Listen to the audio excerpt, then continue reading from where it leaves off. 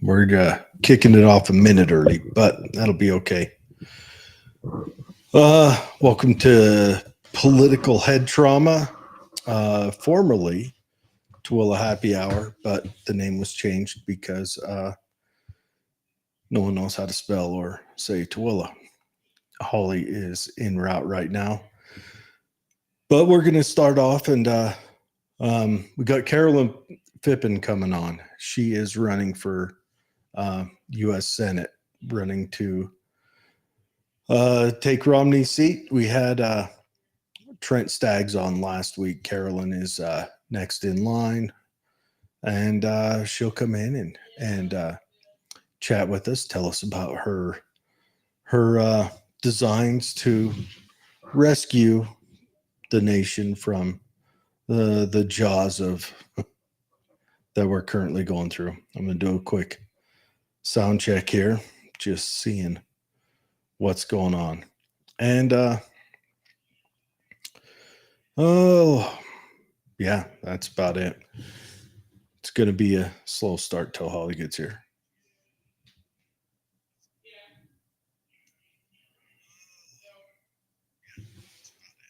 But anyways, so there's lots going on in the news. Just a whole bunch of stuff.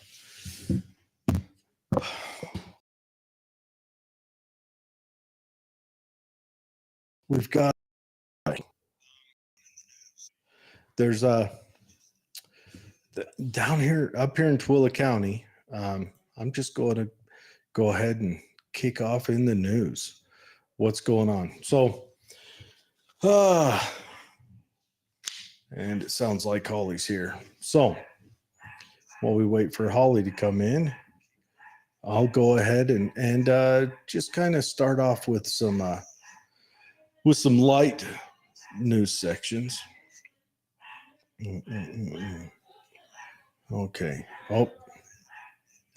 All right.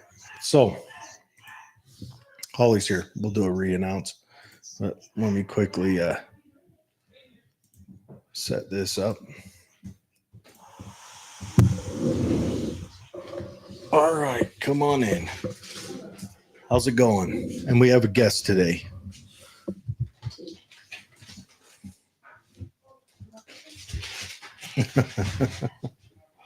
Just go ahead and set that stuff down right there. What's that? It's live. It's on right here. Not yet. Okay.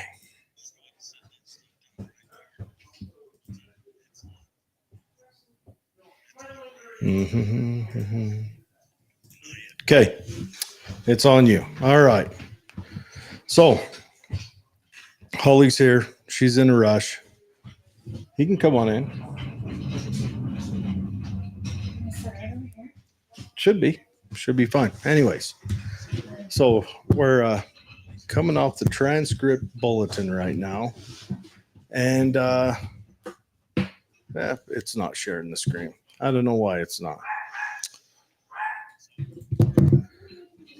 Anyways, we just want to announce, calamity startup here. Just want to announce Toys for Tots here in Tooele County. Volunteers with the Tooele County Marine Corps. Toys for Tots distributed over 400 families with 900 children on Friday, December 15th and Saturday, December 16th. They will continue to distribute toys to those with late applications, and by the end of distribution, volunteers will have assisted over 3,000 families in Tooele County as well as West Wendover. I think this is outstanding. Over 3,000 kids will receive toys thanks to these Marines that are putting forth the effort.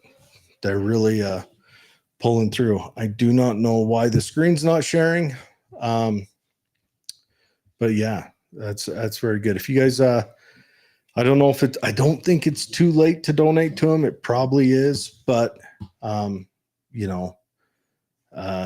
think we need to keep our eye out for opportunities like this to I don't know, help out your community, help out your people. And I don't know why the screen didn't share. That's because I don't know how to work stuff. Everyone get used to that. Okay.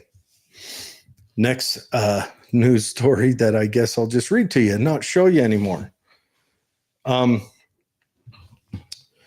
state polls, what is it? The state polls $50 million from the Tooele County School District. It's kind of a complicated story, but it sounds like Tooele County School District was signed on with a vendor for online learning. It was My Tech High, 8,000 students with My Tech High, and the state was signed on with them, and it sounds like those students either didn't re-up with My Tech or somehow they lost them. So the state pulled $50 million from them. Tooele County is saying that they followed all the state guidelines to be involved in this and to keep within the standard operations. Where's My Tech High at? It's an internet high school that the state was signed up through, that the kids that were going to internet school would go through that. So online homeschool, which is a really, really great option for parents who don't want their kid in public school and aren't able to homeschool them themselves. Hi, everyone. I'm a hot mess. Yes, Holly's here. It's good to She see made you. it. Let's slide over my way a little more. Give you just as much screen as me. And I have our little producer on hand with us, my son, Yes. Carson, and he's kind of staying out of the camera, but he's going to help us with some audio technical stuff. So, Well, what it sounds like probably during COVID and shortly after. I do know that I know a few people who during COVID signed up to do the online, like the homeschool stuff. And I think after COVID ended, a lot of those people probably decide to send their kids back to school because homeschooling is hard. It's unbelievably hard. Yeah, it's not a cheap or easy option to manage that stuff at home. Wait, I have to say, we work with we do. Whit Cook is running the Patriot Camp with me. Mm-hmm. I'm the co-director, and some of the biggest groups of children that attend that camp are homeschooled. And I got to meet all these moms that are part of this homeschool group. And what's phenomenal to me is here I'm saying it's hard. You're saying it's hard. It's expensive. It's not everyone can do it. These ladies have created this group, and they're helping each other, and they're doing it together. And with the new legislation allowing more money to go back to homeschool families, some of that school money gets sent back to them. That's great legislation. So far, we're still seeing how it works out, but they said to me, close that door all the way, bud. They said it's not as hard as you think. And because for me, when my kids were online school during COVID, I mean, I was listening to what the teachers were saying. I was watching my kids struggle because they couldn't understand. They couldn't see over the masks what the words were pronouncing. And my daughter was learning at the time. Were they wearing masks on the? Yes. No, I know. And I had to write a letter to the school, and I said, listen, this is one of their teachers had an accent, a very strong accent, and she was teaching him math and my daughter vocab. She had a mask on, and I couldn't hear if she was saying A, E, I, or U, and it's vocabulary. It's so crazy. You cannot make this up. So I wrote a letter to the school, and I'm trying to be as kind as possible because it's not about her accent. I just said, can you put a shield or something on so the kids can see her? Was she in the classroom or was she in her house? In the classroom. And even after the kids were able to go back, we still homeschooled because I didn't want the kids in masks. and that was an option. Oh. So they ended up putting a shield on her, and that fixed it. She was at her home on Zoom. No, she was in the classroom on Zoom. Was there other kids in the classroom? Yes, I believe that there were teachers' kids in the classroom. So Like, her own kids her were own in the kids. class, so she wore a mask to be All safe. in masks, though. To be safe from her kids. That was the ordinance of Utah, and charters are run by the Utah Board of Education. So, okay, here's my thoughts. So, homeschooling is expensive because right now we're in a current circumstance where our nation likes tax money, so they've designed it so that both parents need to work. No. Honestly, if you want to have any stable life, unless you make a lot of money, I mean, on your average income, what's the average home price right now? The average income, I think, is 40. But okay, so my husband and I, we've had a lot of money in our lives, and we've had no money in our lives. And we decided that one of us is going to work. And it started out being me, and he stayed home with our child. But once he started making more, then I quit and I stayed home with our child. But for us, it was, we'll make any sacrifice. I agree. And not a lot of people are willing or able to step up to that point. But right now with just with rent, your average rent is what, $2,500 or $2,500? Yeah, I think right now a studio apartment is probably $1,000 and goes up from there to $3,000 for a 3-bedroom. There ain't nothing $1,000. Well, not around even here. I'll bet you couldn't get a studio apartment with a hole in the corner for $1,000. You know what? I want to do a show with I'm going to invite Chris Sloan, who works in, do you know Chris Sloan? I have no clue. Him and his wife Berna Sloan, they're phenomenal, and they're huge pillars in this community. And Chris works in legislation up at the Capitol regarding realtors of America. Look, this issue isn't something government can fix. It's a problem government caused. Well, it's also a problem that citizens are causing because the not in my backyard mentality. So we need homes in places. We need homes for senior citizens, new families, and all that. But no one wants them built in their backyard. Well, let me ask you this. I've had the mayor on. I've had people running for mayor. What's the average cost just to connect the municipal utilities to a new construction? I'd say $40,000. It's $20,000 right off the bat.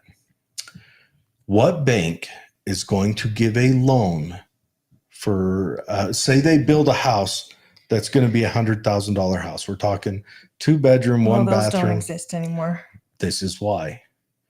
If you've got to dump 20% of that loan is automatically lost, what bank is going to sign? It's the same with a car. If you drive it off the lot, you just took $20,000 off. This is different than a car. I mean, that's just basic depreciation. You know, first person to own it gets that smell. That's just a retard tax.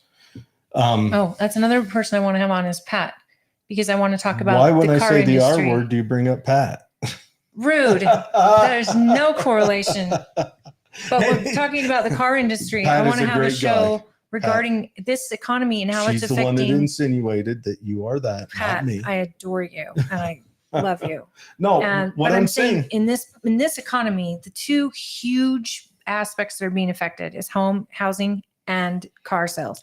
And so for people who are right there on the front line, I want their take. But go on. I'm sorry. Here's the thing. Yes. Mayday. So when we get into housing, one, regulatory cost makes it so that each construction company has to pay X amount per employee with regulatory compliance, right?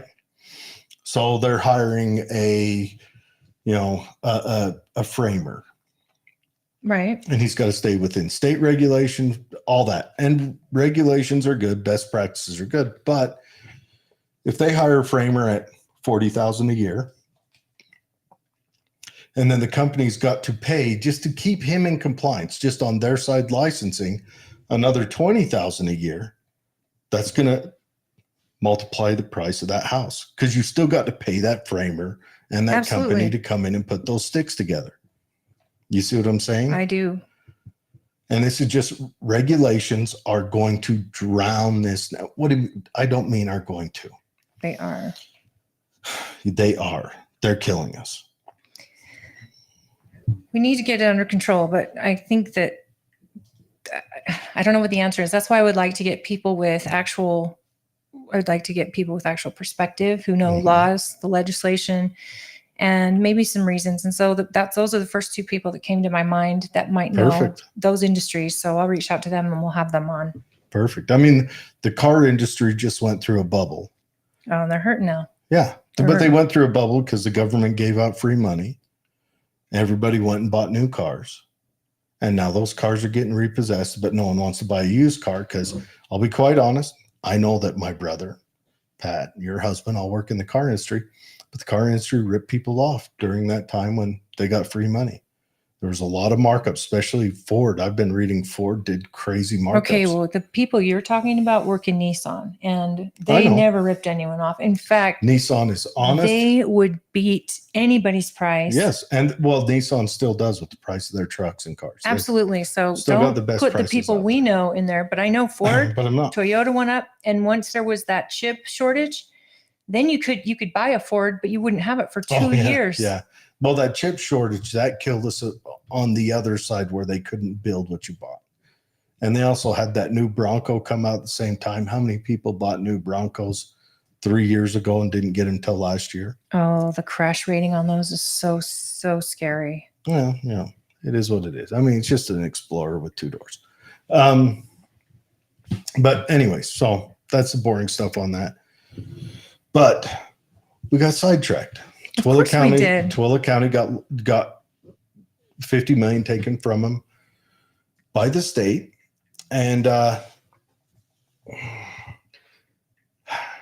here's the rough part about that is I think Tooele County is now trying to scramble to make up that loss because Tooele County, our taxes got raised by them 2 years ago?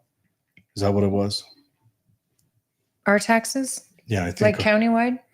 I think our district taxes went up 2 years ago. I'm not sure. 200%, if I remember. But our district 200%? I think so, something like that. 200% on their side, obviously. No, I don't believe that's from the county angle. Or was that last year?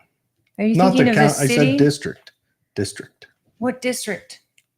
Tooele County School District. Oh, well, they get 75% off the top of everything. I know. And they went up. So they're saying that they may have to slow down, pause, or stop the building of, what is it, Shadow of the Temple High School? Is that what they're calling it? Deseret Peak High, I think.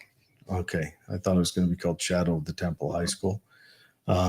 And then they've got a Bonneville Elementary going up, I think, in Grantsville, I think. But they're going to have to stop or release that. But the school district or the school board voted on their annual compensation to go with that. And I don't know how this sharing works. I try to say, share screen. How do I show the screen? What if I do it like this? Share screen. I'm going to try it, folks. Share. Okay. Did it share? Probably not. I don't know. Anyways, I don't know. I've got to learn how to use. Second show, just so you know, we're still learning. Yeah. I'm used to running OBS, but now that we're running multiple stuff out, I've got to convert to their stuff because OBS was killing us on usage side. So Tooele County School Board, they voted on their compensation package. Previously, it was their annual compensation was $3,000. They got paid benefits of the amount of $20,504. And I suppose that was insurance and all that other stuff. They had a blanket per diem reimbursement of $1,080 to the total cost to the district of $24,584. Now, so they went from getting paid $3,000 to getting paid $23,504, no benefits, no blanket per diem, and the total district cost is $23,504. So In the end, it saves per board member the district $1,000. Roughly 1,000. If they can hold them to that benefits paid by district and blanket per diem reimbursement. This is only this is a strict benefit across the board for the school board members, where now they get 23,000 income, and hopefully being a board member is not their only job. I just think that being an elected official is your only job. I think that's one of the roots of why this country is collapsing, It's like not- being I mean, a fight with Mike They're not Tyson. full time. Yeah, though that is for a not full-time job, that's pretty good pay. But anyways, it is cheaper for the district and it is a boon for them. I still have a lot of consternation that the school board votes their own compensation plans. I have an issue with that. I think the people should. I mean, you're hired to work for the people. Again, I tell people all the time in government, perception is everything. It doesn't matter if you're above board. If you're auditing your own government, if your own department, if you're voting on your hours, if you're voting on your pay raise, perception is just, if there's no corruption there, regardless, perception is everything. People will assume corruption, and it's because it's been so common. And I don't know. It's I don't like it. I think legislators should be choosing things like that, because I can fire my legislators quite easily. Their elections are always running for office, mind you, and they are the first, the first representative at the Capitol for that legislation for you and I. So yeah, that reminds me, right before session starts, we're going to have Bridger Bolander and Tim Jimenez come on and talk about the session and what bills are coming up and what they're working on and what they think. And so we're really excited that they've committed to do that. I know Tim is working with the school district on this loss of $50 million. They're working with them to try to figure out what's going on there and figure out what the loss is. I just want to say outright that if you've got kids going to a source, okay, the way they do it is all governments do this. They say, okay, this is how much we spent last year, and we want to add to it for this year. So we want what we spent last year plus, 1% this year, which I think accounting for what? Growth? It's a folly. There's not always growth. And they don't always use their whole budget, but they sure as hell find a place to spend it right before the budget reports come out. I used to be in government. I worked for the government. I remember the boss had called out and say, all right, get into your Skaggs books and all your magazines and order everything you can. We got to spend, $15,000, which is, at the time I was young, but which is killing us. It's just awful. It's an awful design to have it do that, where we need to have maybe an annual budget doesn't work. But then again, I mean, they've got to hold you at gunpoint every year to get that money. So I don't know. I don't know how we can correct this. I keep going the way it's going. It will correct itself. I mean, it may be a pile of smoke and ashes when they're done, but it will correct itself. Do you want to talk about the Stansbury meeting that we did in person? If anybody got to see that, please check it out on our Facebook page. You can't hear it, so we'll just talk about it because our sound is awful. But I may have a solution for that. Did you catch the interview at the end? There's no sound. Heather Lester? I didn't get any sound on it. Did you see anything before the interview? The sound was just jumping in and out. I don't know. Oh. So that's another technical, difficulty, but we are working on that. And I think that we want to do in-person and live remote visits. So we can we can actually go to meetings. And so if you have meetings you want us to attend, once we get our sound figured out, we're going to be unstoppable, folks, because we're going to go sit in these meetings. We're going to talk to you, the person in attendance, and we're going to try to talk to those on the agencies or council in case there's questions. So Yes. Yeah. Well, we do want to get more involved. I think we've got to get the people. If the people doesn't generally get involved, then there's no correction. The people have to go out there and say, look, we're tired of you guys ripping us off and holding us hostage and making us poor.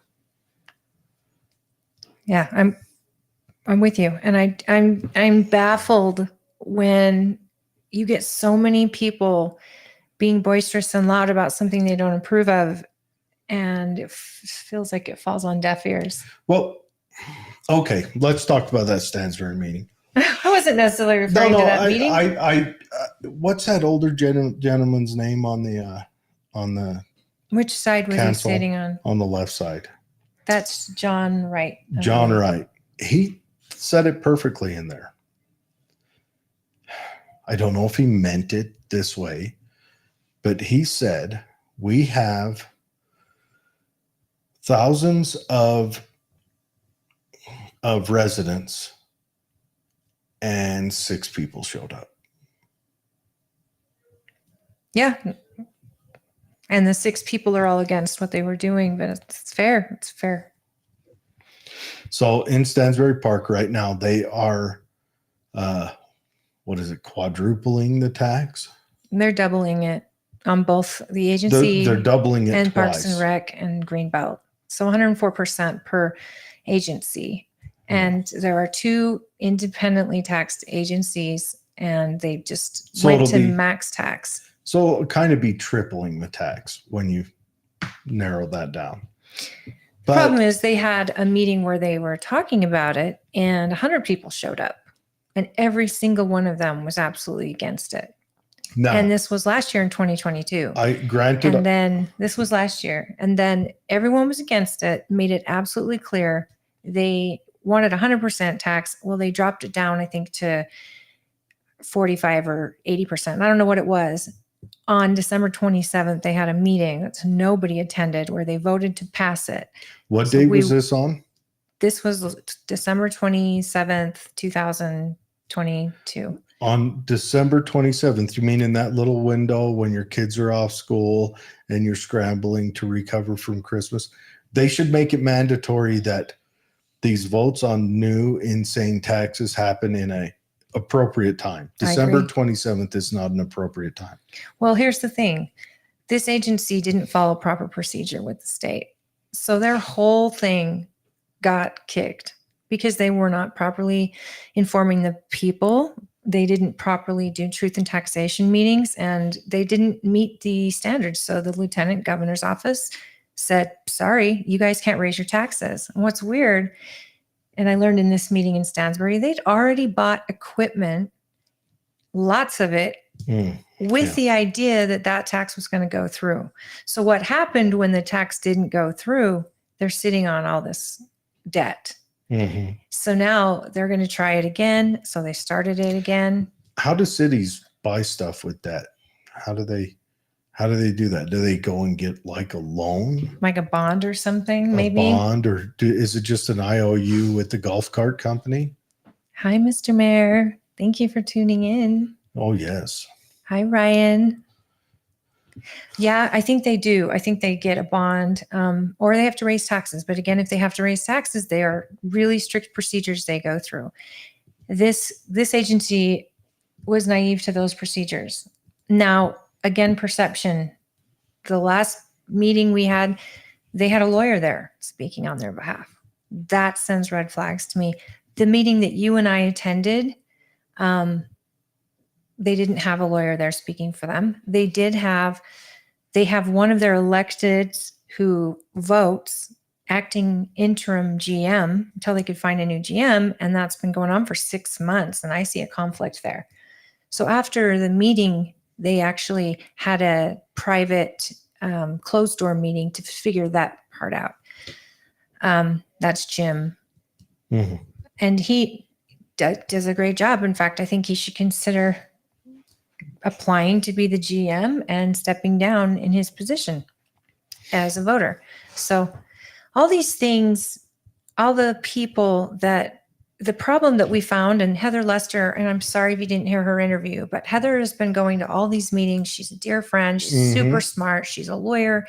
Her job is to understand paperwork. And it's almost like the confusion that comes out of the agency feels so, now again, perception. I don't know what's going on behind the scenes, but it feels by design.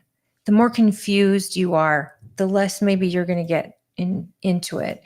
And they are not transparent. I mean, they just started doing videos, but you can't hear their videos either. Yeah. I've offered to go down there and try to help them out and work out their sound system. I think they've got their wires mixed somewhere. I was looking at it, but I'll look at it later. And that's the thing. We want to help them. But the attitude I got off one of them, just for setting up the tripod on Wednesday, one of them was given the stink eye. Now, all of them were most of them were super nice, but I don't think they like that we were there. And sadly, we're having sound issues, which we'll fix. We'll get it fixed and we'll get it figured out. And as much as we can get that information to people, we will. But right now, everyone is busy in their lives. That same night was the truth and taxation for the fire district. It was happening that same night. Again, not a good night to have a meeting where you're going over your 2023, 2024 budget on a number of people with all that new tax money they're including in that budget. They didn't agree to do a moratorium on projects, which we asked over and over. Do a moratorium. We've got way too many projects that really aren't necessary and they're very expensive. They didn't agree to that per se. Any information you want from them, you've got to go to a website and then you can find them on here or there. And I've said, why don't you just share this on your YouTube group and make it shareable so we can share it with everyone? You just do it there and then let the rest of us inform the world. I don't know why every city doesn't have its own YouTube page. They have a YouTube page now, from what I understand. Anyways, yeah. We're getting some comments rolling in by this. If you guys want to call in. Heather's on. And yes. Heather just said, major concerns about our seniors and income restricted folks, working heavily on that. Heather has been going over some of this. And Heather, I love that you communicate this because the confusion has been, it feels like by design. Maybe you feel the same way, but we talked about this. But 104% twice. So she mentions 208%. People say, no, it isn't. Okay, you have two independent departments, each raised taxes by 104%. Yeah. And so many senior citizens that live in our community, because we have a lot of retired folks in our community. They work their whole lives to live in our community. And they live on an income that doesn't change, right? A fixed income. Meaning some of their taxes have gone up $600 to $1,200. Like mine has gone up to $1,200 a year. It's $200 extra a month I got to come up with. And for what? Yeah, they did a unnecessary max tax. They went for the maximum they could tax the people. They didn't start out small. They're trying to fill some coffers. And I'm not saying that they're doing it to fill their own pockets. They're trying to fix their mistakes. I'm telling you right now, and you're going to start seeing this across the board. We're moving into inflationary times. Yes, I know the government says we're not in inflation. Look around. Come on, use your own eyes. We're moving into kind of into a stagflation market. And governments are going to start wanting more money from you. And there's going to reach a point where that crossover hits and governments are going to start feeling a bite. But what I wanted to say was we have a call-in line. You can call us. It's 385-899-2134. And we can have you on. And so, Heather, if you want to call in. Yeah, Heather, call in 385-899-2134. Yeah, you can call in, you can talk about it. But no, the Stansbury thing it's kind of a. It's baffling because I can't run to the county and get their help. We can't run to the state and get their help. We have to handle it at the smallest level. And we have to trust these 6 people who, they're not government people, of course. They're learning as they go. And I give them all the credit in the world for doing a job. But sometimes you need help. And you need state auditors to step in. You need to make sure that you are getting good counsel from your county who's supposed to be working with you. And it's like, they don't want to hear any of it. They just don't. Well, And it's caused so much chaos for people are angry, people flare up, the meetings get crazy. and don't hold these meetings during the Christmas vacation times when everyone's trying to deal with family coming to visit or they're going to visit family. How many people on the 27th were out of town because they were visiting, they were at grandma's house over the river and through the woods, right? It's I mean, true. that's just crap. September's the month when you do that. End of discussion. Well, and then Heather brought up the must implement a monitored procurement process to utilize a bidding for vendors, to utilize our great folks in the community for services and brilliant minds. When she was going over some of the data regarding projects that were being done, they were all being done by the same vendors. And it's like, wait a minute, are you doing bids? Are you taking 3 bids? Because legally governments are supposed to take 3 bids and document that, and you choose one. And that's very basics. They had an embezzlement issue. Insurance paid it back over $1 million. But that embezzlement could have been caught immediately had they had proper procedure in place and policy. And you and I have run businesses in our lives. You would miss if $20 went missing on a day, would you not? Mm-hmm. How about if it was $700 a day for 2 years? How did that get lost? It's all because they didn't have proper policy. And then this is not the agency that we have right now. Let's tell the story about that lady. Here's this is under a different agency. So we've gotten rid of most of the people that were there. There's still a couple, but the treasurer's gone, who should have never kept her job. And the chairman, these are 2 people that should have stepped down, and they did, even though it wasn't their fault. I'm not blaming them, but the buck should stop with them. Mm-hmm. And it came down to having not right policy. So we, as a community, we said, we want you to create a community council that can, talk about policy, especially business owners and people who have run nonprofits. And we had 3 people step up to do that. And you saw me, I asked him, what happened to that community council? Those were the community watchdogs that help set up your basic banking so that you get red alerts if someone's pulling money from an account. And they didn't even have that. Now I think Iman and the financial part of their committee has come up with some great tools to hopefully keep that from happening again. But yeah, let's talk about the woman who embezzled $1 million over 2 years. Here's what I understand with that lady, and it was over $1 million. Yeah. She was one of their office managers. And it started off as just an emergency thing. Her kid needed a pair of shoes or braces, car fixed, whatever. And so she did that one thing and slid it through. And then cruising along, and she does another one and another one. And pretty soon it cascades into where she's paying essentially her house bills, her family over expenditures, her kids' house bills. She's ordering pizza. Yeah, she's just everything. She's going to where she is living off the community. For 2 years. And then she finally gets caught. It's over $1 million.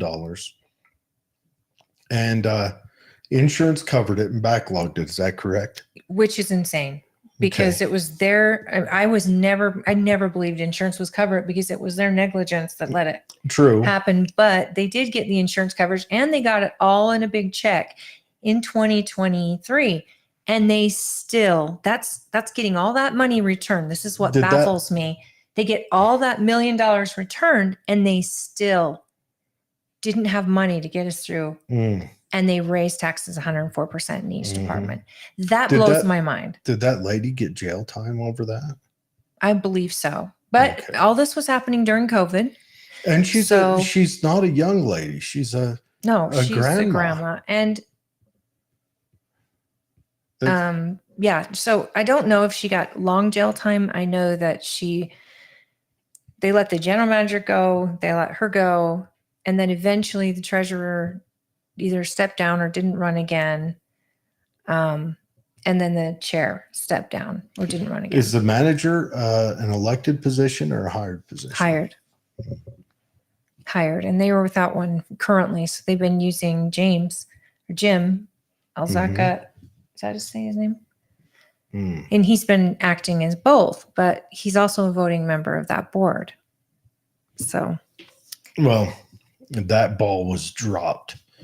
That ball was dropped hard.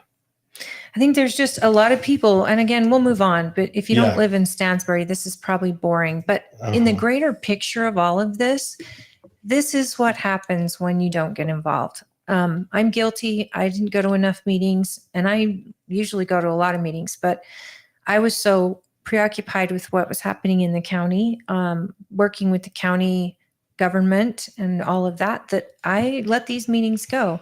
And when you do that, they make decisions for you.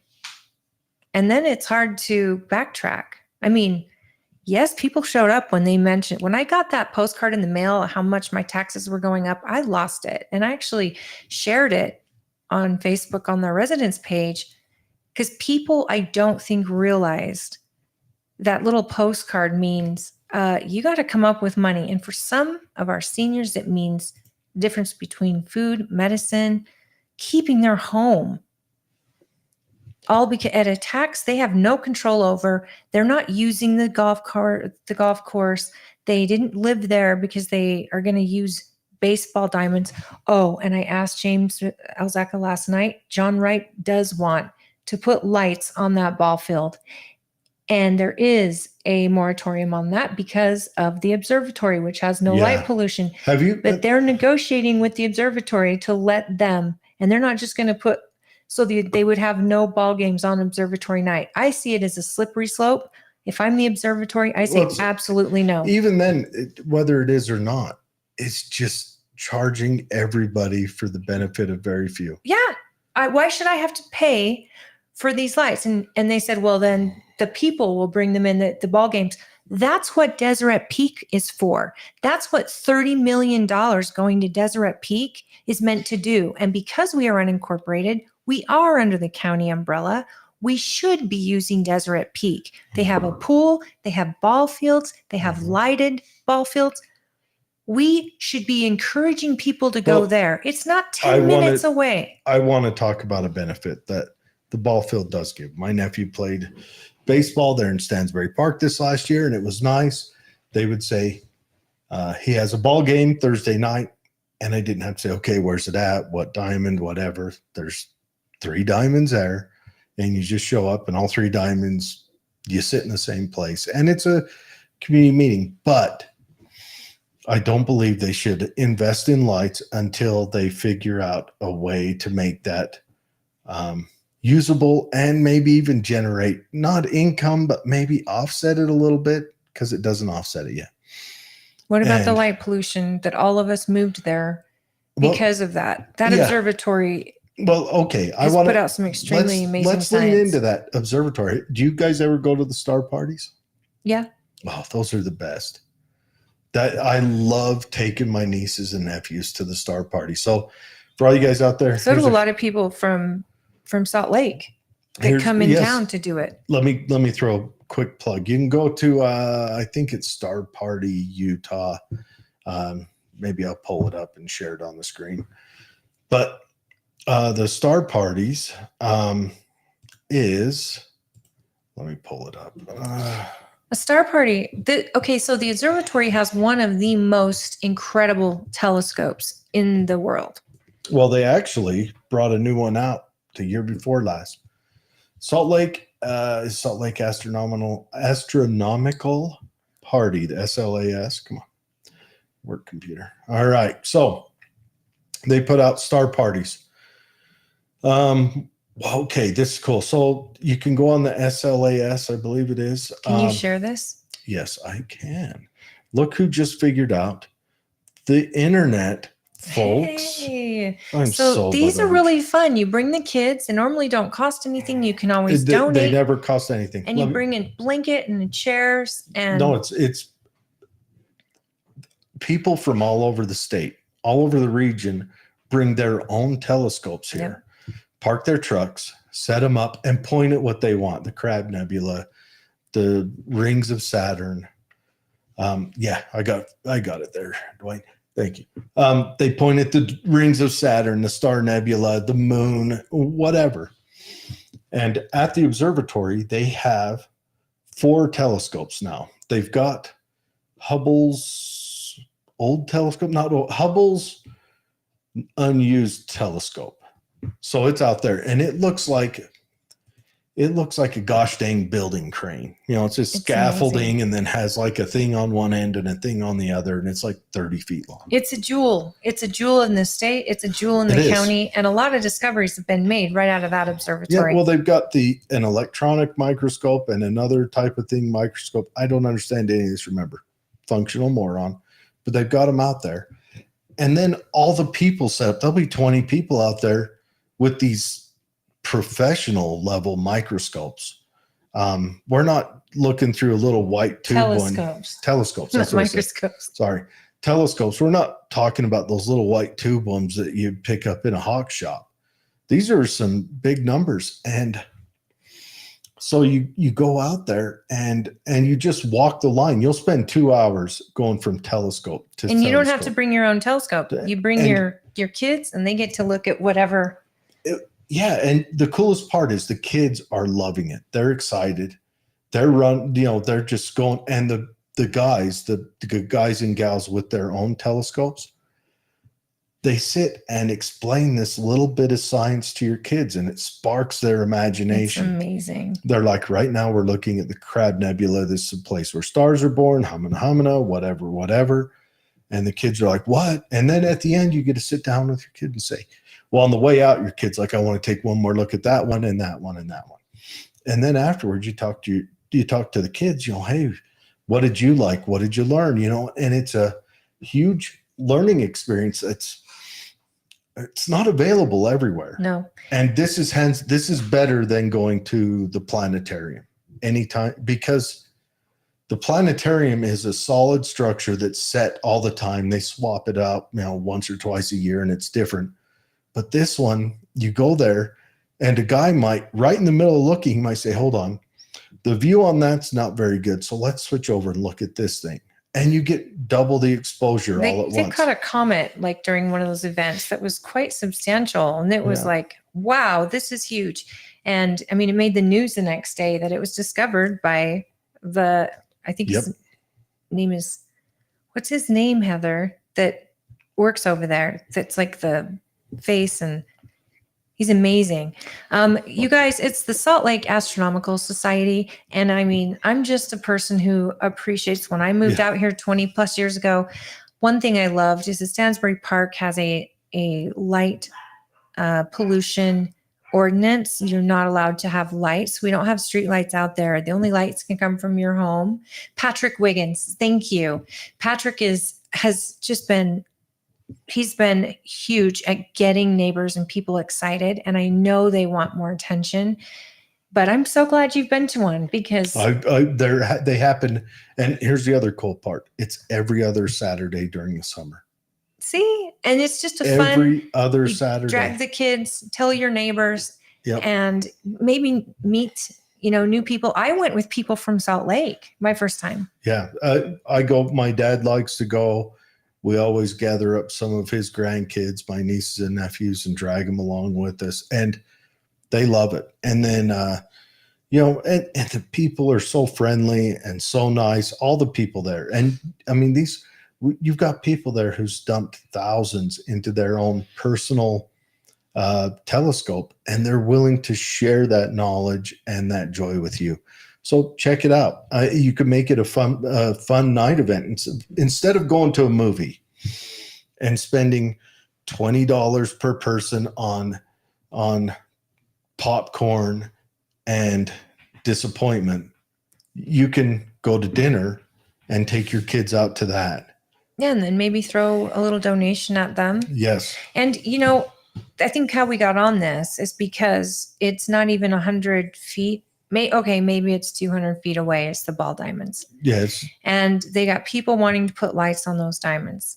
And they're saying, well, we won't have them on when you're doing your star nights. Well, everything is a slippery slope. One day they won't have them on. Then next time, well, we're just going to have them on for a minute. Well, we're just hosting the championship. Starts. Yeah. Yeah.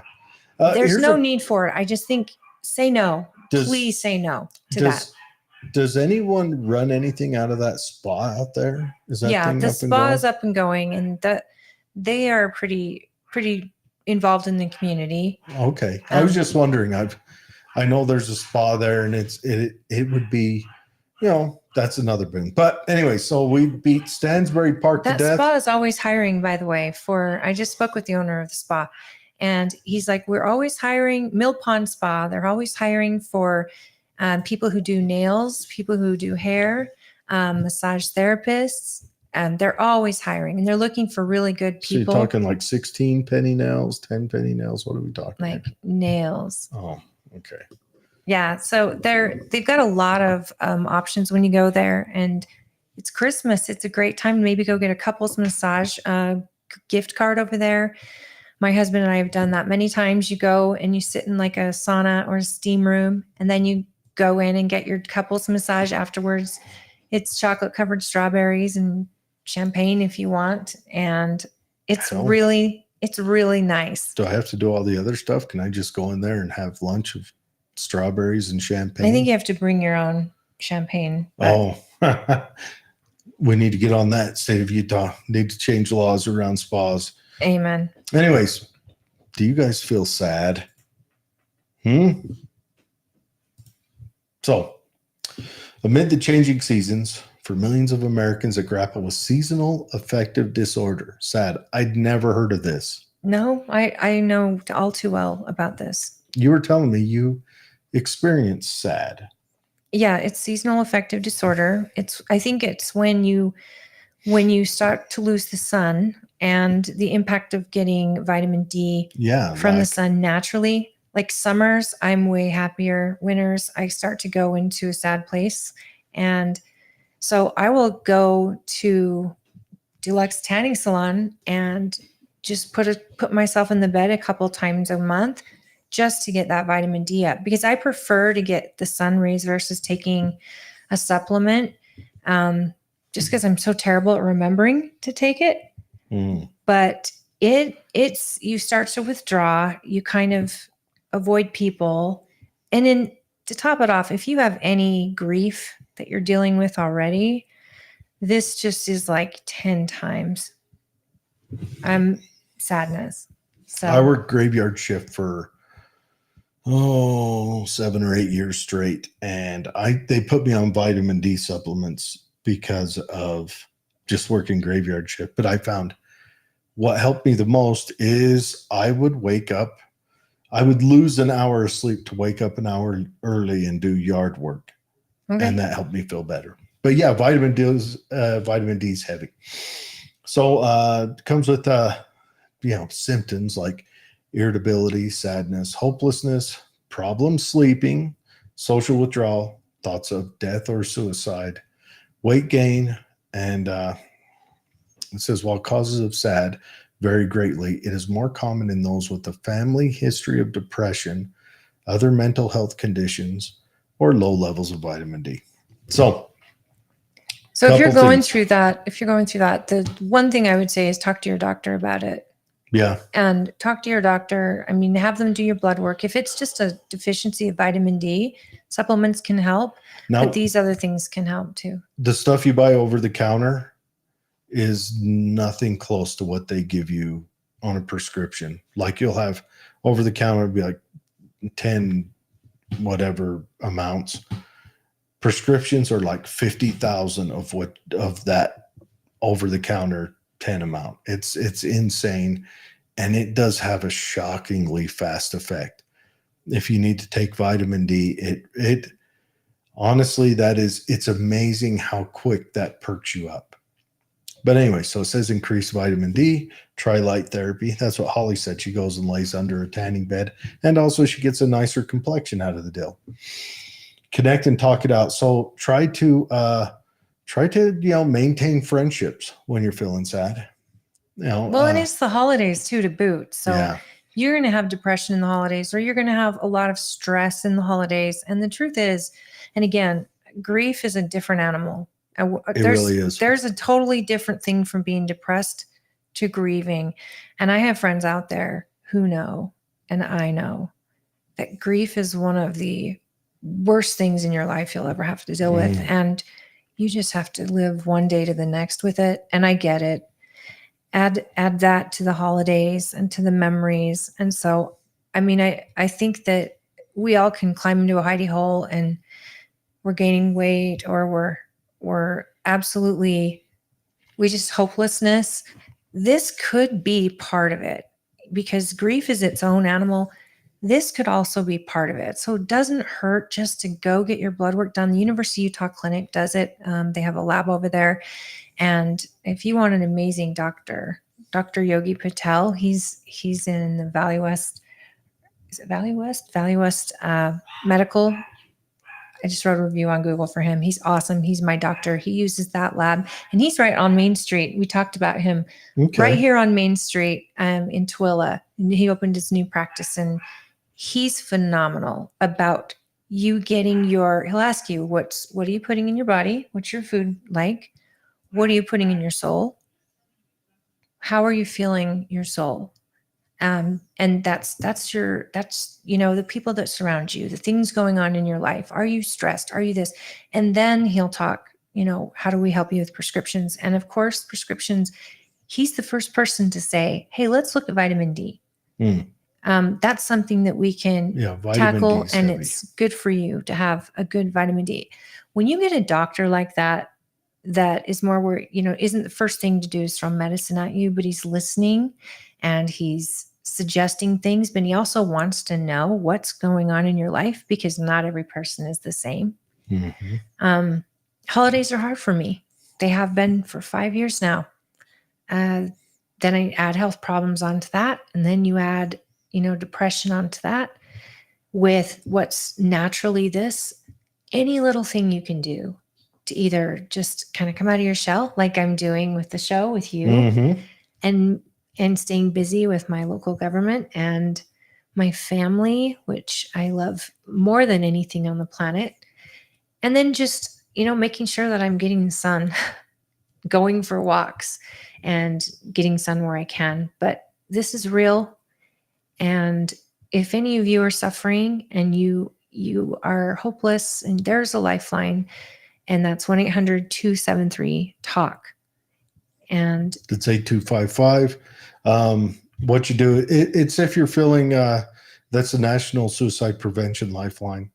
Is again, 1-800-273-8255. Or you can also text to make it simple. Text hello to 741741. What's the national suicide number that Chris Stewart and Dan Thatcher all got into fruition? I don't remember the number. 988? Something like that. It's like 988. Google the national suicide. But it's just where you can. It's like instead of 911, yeah, you call. Yeah, or 811 if you want to dig in your yard. It's another one of those. But 3 numbers. I'm asking our producer to get that. What is it? I think it's 988.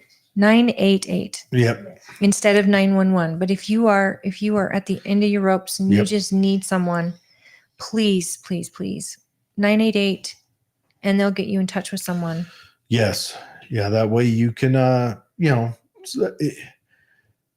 hopefully seek out the help you need to, alleviate some of the problems.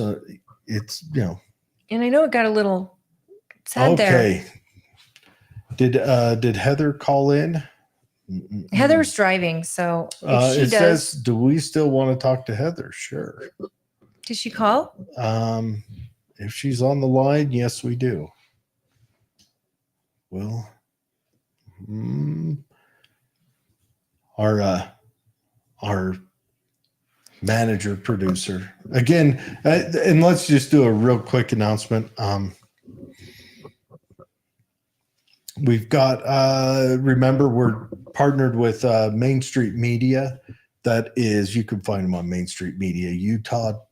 If you just put that into a search engine, or www.kmmu.org.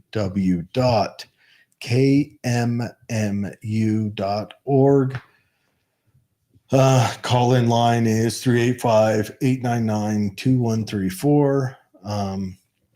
And we're going out on all the everything's everywhere that we can find. And if you can't find us somewhere, let us know. We'll add that to our repertoire. Can I add now just a shameless plug? Sure. Dr. Yogi Patel is who I was referring to. Mm-hmm. He's on 58 South Main Street, Tooele, Utah, and he's Valley West Medical. And his reviews, all 5 stars. In fact, he used to work at the University of Utah Stansbury Clinic. He's got a history working with Alzheimer's patients. He's been like a trauma nurse or doctor. So he's been through everything until he, started his own practice. He's been kind of a little bit of everything everywhere. I followed him to his new practice at Valley West Medical, and so did my parents. And we are so happy. I've never had a doctor that is he's so set on me being happy and healthy and having a say in my care. I mean, during COVID is the first time I ever argued with one of my doctors about something that seemed like common sense to me. And he's like, well, just get the jab and you'll be fine. And I was like, I just don't need it. Why? I've had COVID.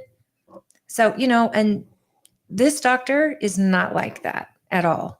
He listens. He's great. There's 2 other doctors over there in the facility.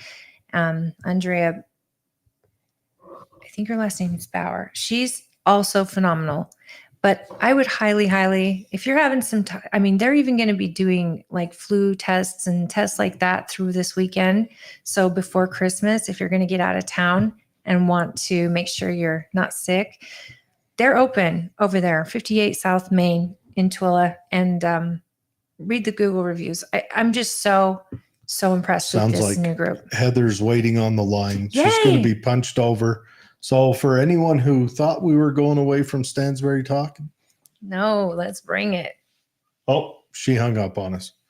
Never mind. Rude. Lucky we get to go away from Stansbury Talk for a minute. That's the tough part about the call-ins. But we don't mind. Call in. We'll go back. Heather, come back. Yeah. Next time we'll just make sure she gets punched through. Oh, okay. So there was the animal shelter set up some different rules. Our local city, Tooele City.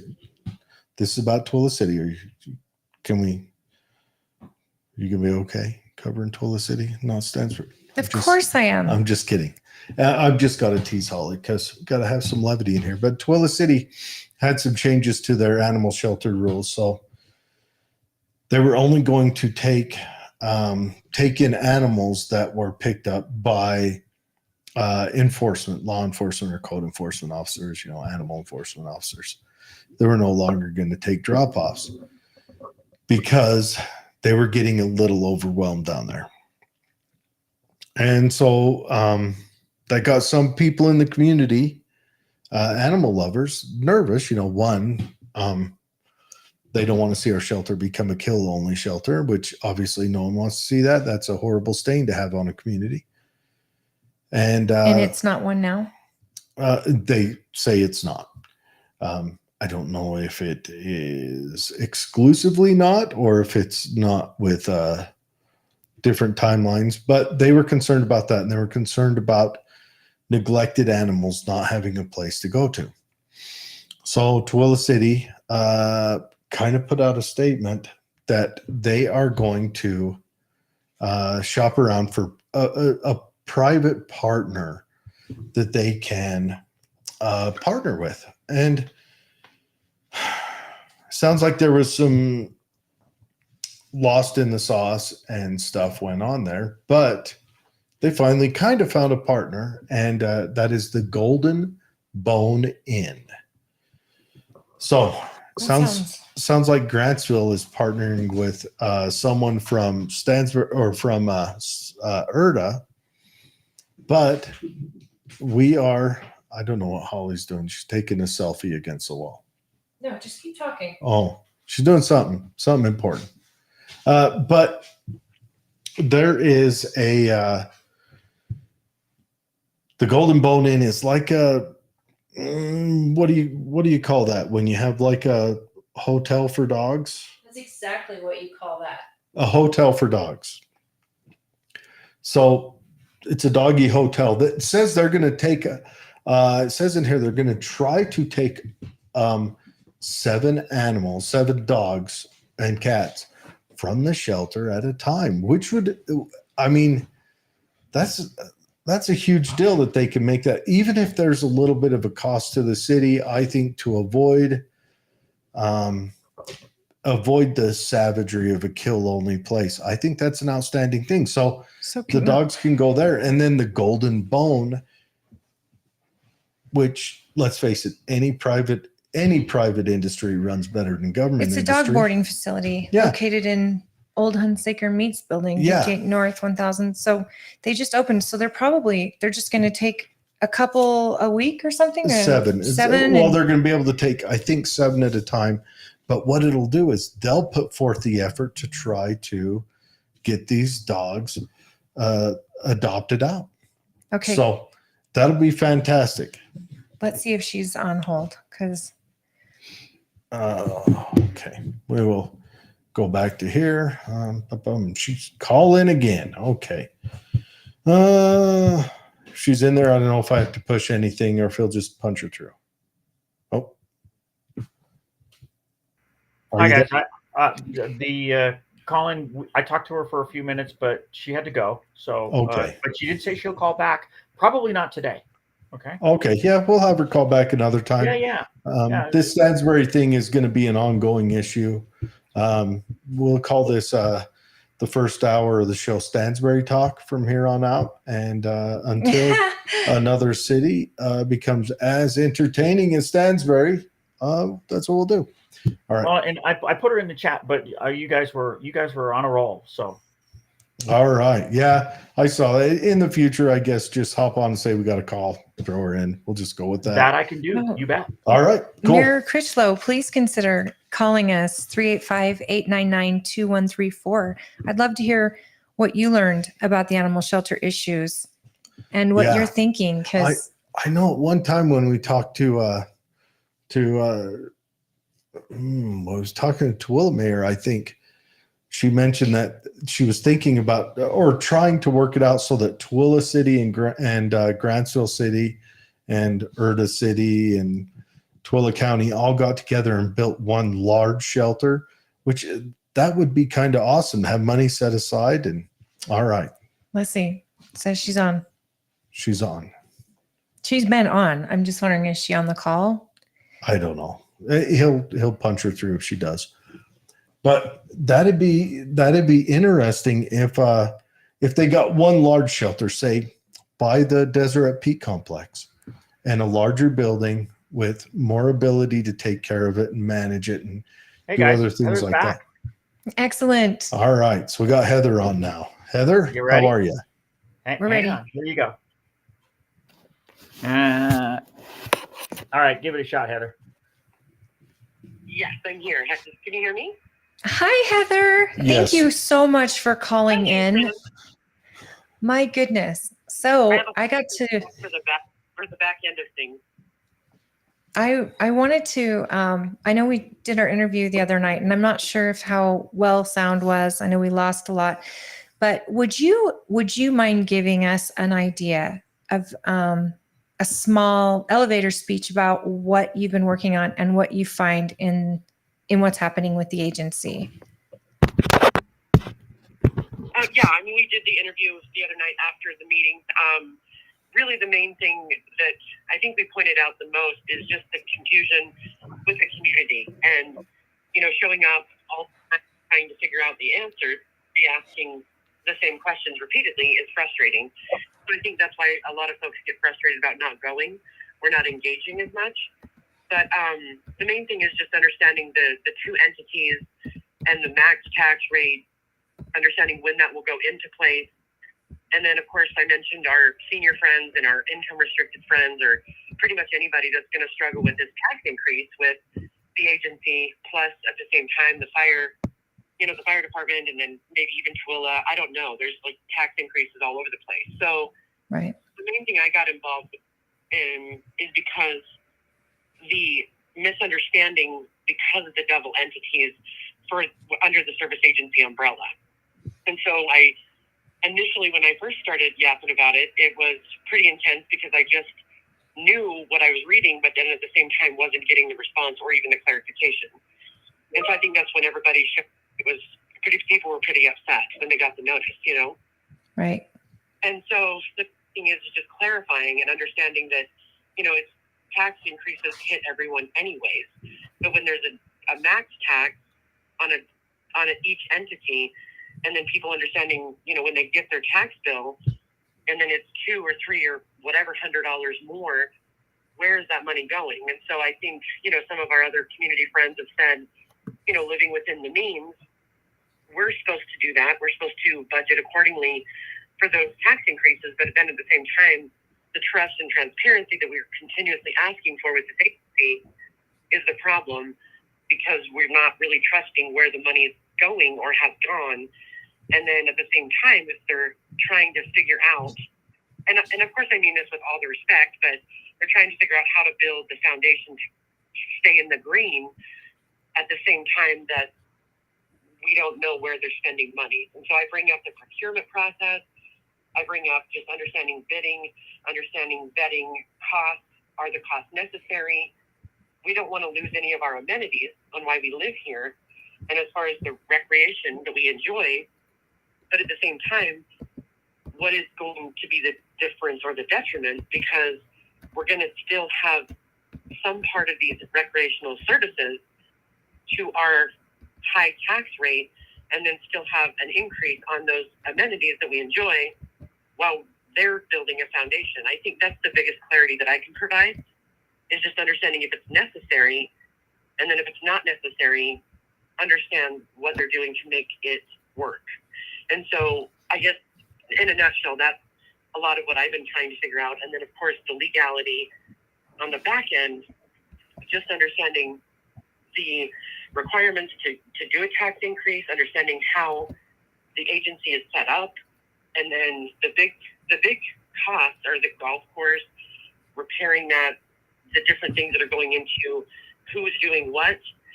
I don't know if there's a lot of clarity. And so if things were paused, not taken away, then if they were paused, people would actually say, okay, then responsibly they're pausing it until something, or until a time frame where it's more balanced. But you can't have all of the things under the tree, They're not doing it. not having any ability to put anything under the tree, You got up in the meeting 3 or 4 times during public comment and basically asked the exact same questions.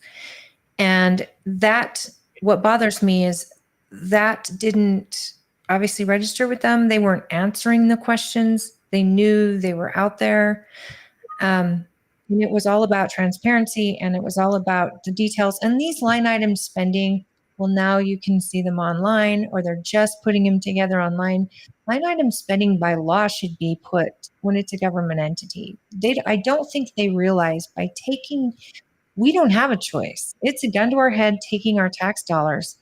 and we don't have a choice. Therefore, it's our money. They work for us, and where they're spending our money and the projects they're choosing over other projects are kind of crazy. I mean, before we need an amphitheater, I think we need to be able to have, I don't know, a clean lake, a running golf course, healthy trees. I mean, these things that we all signed on when we lived here, moved here. I think, how about charging people for parking when they come from out of town? Something as simple as that. That's these little ideas. And then when people make suggestions, I think it was Chad Saunders who said we should be getting sponsors for the golf course and each hole. And they said, we don't want a golf course to look like NASCAR. Well, they also said in the same meeting that the golf course is never going to make a profit. Well, if you're succumbed to say it'll never make a profit, why are we wanting to dump more money into it? And why aren't we taking suggestions? Let's let some private dollars come in. And because when private money's involved, you and I both know they're going to make a better product than government because they actually have something to There's lose. more accountability, I think. Just Right. the accountability alone, you know? And I think, I mean, you know, working with the service agency and actually talking within the meetings, repeating myself, and then at the same time having conversations that have been pretty fruitful after or outside of. I know it's a growing period, and I fully respect that, but I just think you can do the growing, but at the same time to the detriment of folks that can't afford the tax increase for multiple reasons. And again, back to our seniors, back to our income restricted folks, or anything. It's really going to come down to what's the necessity. If you tell me where the money's going and then it's absolutely a necessity, and I brought that up last night with the need versus the wants. I mean, basic financial literacy courses provide that, needs versus wants, and it just falls on deaf ears a lot of the time. And that's what baffles me. Jared, what was the question that you wanted to ask the community or the agency that? Well, my only question is I don't know. I mean, I have lots of questions. The hard part I see is I don't think any of them are evil or doing this maliciously. But what is the driving force that has them where they're willing to possibly make all their neighbors adversarial to them because they've got to live here unless they're all got their houses for sale and know something we don't. But they're willing to make all their neighbors adversarial at such a heavy cost where they could easily say, this is what we have in budget. Let's try to work what we have out now, prioritize it and say, this is what we're going to complete. And then put out a letter and say, this other stuff we can't complete. Yeah. You know, we're trying to keep your taxes the way they are. This other stuff we can't complete. I'm sorry. I still think they ought to go into a partnership with a private entity. I mean, maintain the golf course, keep it under Stansbury, but go into a private partnership with someone who will make the day-to-day decisions there for their livelihood, and then let some of that bleed over back into Stansbury Park. Do that with the swimming pool. Charging parking fees. They can't charge to fish on the water because waters are state resources. Mm-hmm. Stansbury Park can't play with that. That's how Stansbury Park will end up having to give a lot of money out elsewhere. But there's they need to open a bait shop, something. I don't know. Whatever it is, they need to open it and run it. Bait shop, and also, you know, renting out their clubhouse, and they've invested money in the clubhouse, but now have somebody full-time who does promotional, you know, weddings and parties and things like that. So the clubhouse can be rented out, and then you give a discounted rate to residents. Mm-hmm. So we get the benefit of that instead of paying full price. But then when new people come in, they're actually pay to play, and that's where the money comes from. And you, Stansbury residents, you'll be the most popular person in your family and work group. Yeah, these are really, really good people. And Chad is saying, They're Poor not bad communication people. and continued disorganization. Yeah, and that's a hard thing. They all got little wants that they want to see achieved. And I like the one who wants the lighting at the baseball field. I don't think he's evil for thinking that, but I think he needs to take a step back and say, now that I am in a position of authority with this, I can't have those desires leak into my mind. You've got to take a step back and say, I'm a community member on this one first. No longer, I play baseball, my kids play baseball. It sounds great, but you've got to take a step back and you've got to say, this has to be put on the back burner. It has to come from somewhere else. It can't be from me because you're now And my community moved here knowing light pollution was an issue. And I mean, that you couldn't have it. And we Mhm. love that. We can still see the stars from our backyards. Mhm. That's pretty great. And yet, even the thought of trying to convince the observatory and the organization there to let them, even though Yeah. by law they don't have to, there is a contract. To me, that's bad management. Why would you risk that? 100%. So, Heather, is there anything? I know a lot of people reach out to you from our community, and I know that you are a voice for very many people at these meetings. And I applaud you and Tony for showing up and trying to educate as many people as you can on the dates and times. And we're still figuring it out. I just want to throw out one thought. Have you guys considered starting a petition to get them to get them to calm down on their A referendum to the tax. yeah. Yes, everything is on the table right now. We did do suggestions as far as just a motion for reconsideration. I mean, reconsidering, that was the biggest question where folks had with the voting and the fact that it was approved or was it not approved yet? Are the requirements done or the requirements still have to happen?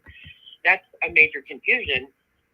And I think the clarity, obviously, I mean, from going to the meetings and just understanding the different things, when we talked about, we brought it up, obviously repeatedly in the public comment section as far as just doing a motion to reconsider, but it's not been given any oxygen, if you will.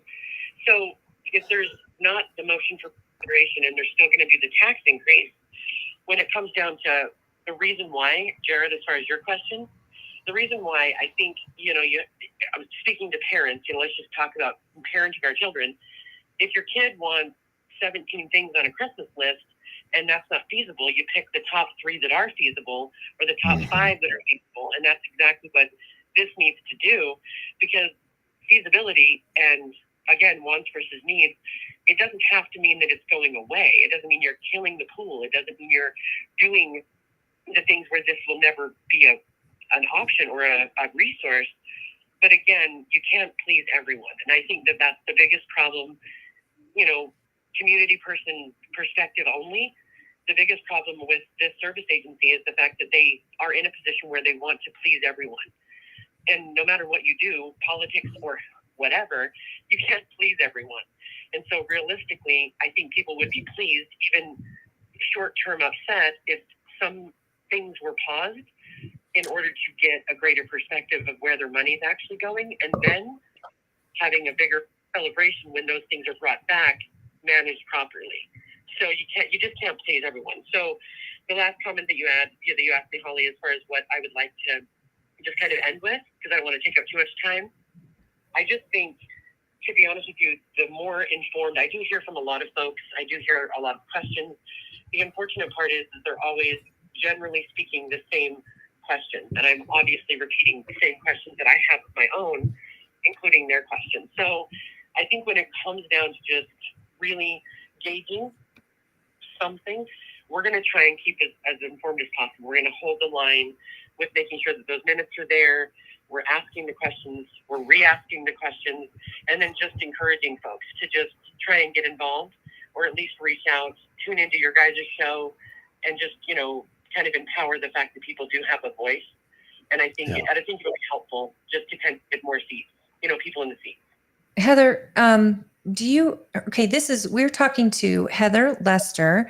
She is a member of the Stansbury Park community, and she's actually been working really hard to get to the bottom of what's happening at our local agency. She's a neighbor of mine. I also live in that community. And Heather, what is your job? And I know that all of us do what we do at the community for regardless of what our jobs are, but some of us have a little more, we're specialized in a little other things. So what is your job? Well, I mean, of course, I can't specifically talk about what I do professionally because obviously it's not a conflict of interest. It's more, I don't even know how Well, you no, put you that. keep your privacy. It's fine. Let's just say your job involves you knowing documents. Right. No, I'm legally trained. I'm basically not an attorney by choice. Maybe one day when my son doesn't think I'm cool anymore. But I mean, I've always been very compliancy, regulatory risk, those types of, that's my entire background for over 20 years. So, And if people want to get to know you or reach out, is the best place to find you on Facebook, or do you have, I mean, we can put it in the show notes if somebody wants to reach out. Yeah, I mean, I've provided my phone number as well, but I mean, Facebook is really where, you know, from the residency group, I mean, tons and tons of messages that come through Messenger. If, you know, anything like that. I'm going to be doing a little campaign when the circuit break, it's called a tax circuit breaker is what the tax relief could be for income restricted folks, seniors. We really can't do much with that until about March or April. And so we're going to start doing a little campaign, probably have some events about how to help people sign up for that, try to see how they can get qualified to get some sort of a tax break for their property taxes. So I'm going to be reaching out and making some posts about that just to help try and engage the community for some relief.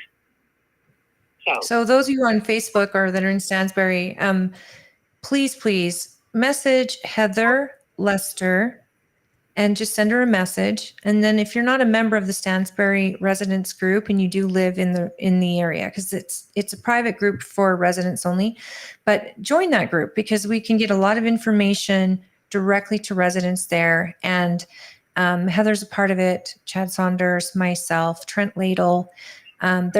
There's too many to count. And we've had a lot of people show up, and my neighbors especially have gone and shown up on so many occasions just because I've asked them to come when there are really important issues, and not everyone can be at all of them. But Heather, you and Tony are trying to make an effort on behalf of the people that are reaching out to you, and I just applaud that. So thank you for that. We're going to move on to our next segment, but Heather, please, keep me posted. And I would like to have, like we talked about, you and one of the agency members, most likely Jim, because he's the GM/voting member. We'll do a show segment with the two of you, and maybe we can get some of your questions answered, because I am so frustrated that you asked the same questions over and over and they didn't think to answer them, any of it at all. So we left dumber than we were when we got there. Yeah. Just kind of keep chipping away at it or whatever. But yeah, any questions or any comments that people have, more than happy to take those, and we'll just kind of keep showing up and then just whittling it down as much as we can until we don't have any other choices, and we'll keep chipping away then. So I appreciate your time, and thank you for letting me kind of chat with you guys. Thank you, Heather. Thanks, Heather. I'll see you soon. And Mayor Critchlow mentioned that. Bye. Mayor Critchlow mentioned, I'm saying every community has wants and needs. It is a priority list. Everyone has skeletons to deal with. We're trying to do the best for our community. Absolutely. 100%. And everybody runs for office, I think, with that intent. They want to do what's best for their community. And I think the difference, though, that I find in Mayor Critchlow, for example, versus what I'm seeing in the agency that governs my neighborhood, is that you're running a community, or you are part of the community, and you're the cheerleader for the businesses in the community. You want the history of the community, the traditions, and you just want logical policy that's not overbearing and isn't intrusive to new business and maybe the average homeowner. I see that in Grantsville through Mayor Critchlow. And Grantsville's a special place, though. It really is. No matter how you cut it, Grantsville is a very special place. We're born and raised. The old man's still down there. Mayor Critchlow, you can wander into his office and hope you're not there for business, because you might end up spending 2 hours just shooting the breeze and then try to get business done. You'll kill a whole day. But Grantsville is a special place. You don't find towns like that anymore. No, and that's what we were talking about. Is Twilla County still has Twilla County that has small town feel, a and lot of safe feel to it. I just want to mention, I think with this contention thing, I think you need to go door to door in Stansbury and get names on a sheet, so that, because there is not enough people showing up to these meetings on something this contentious. and that's what will happen if we decide to referendum I their think, and vote. hopefully you don't have to referendum. Yeah. I Hopefully hope you can not. just say, look, I've got some of this yellow legal pad. See all the names on it? These are real people, and they all just have consternation with what you got going on here. So Yeah, I think it speaks volumes to I think that'd be a a lot. list of names. And then would you could speak get them volumes. to back off without them having a vote going against them. I think that would be because you never know. You might go out to collect signatures and all the people might go, I agree with it. Absolutely. And you guys, or us, I should say, on our side, might be in the wrong. Yeah, I agree. And And then I you think learn. that's a good way to do You it. learn why they agree with it, and either you get on board or you just understand. Now I can understand. I mean, you put yourself there. I know that these electeds aren't doing their job, so half the neighborhood hates them. I know that's not their intent. 100%. But I want to say that Heather Lester is our very first caller to Yes, Heather. to our show. You So win a prize. Go it see Holly worked. later on. She's gonna give you something off of her What- entryway stand. She might have some M&Ms there or something. oh my gosh. And my entryway stand. You mean my thank you drivers Is that what that stand? is? Yeah. Is that really what it is? Like when Amazon comes Yeah. up and you toss them out a candy bar? That is out. That is.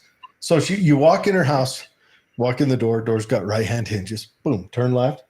There's a little white table thing humming about yonder tall, and it's got a bowl on it. It's full of candy. And as I'm walking out, when I went off to drop, Chips, Red Bull, water bottles, when I dropped to stop, when I stopped to, Twinkies.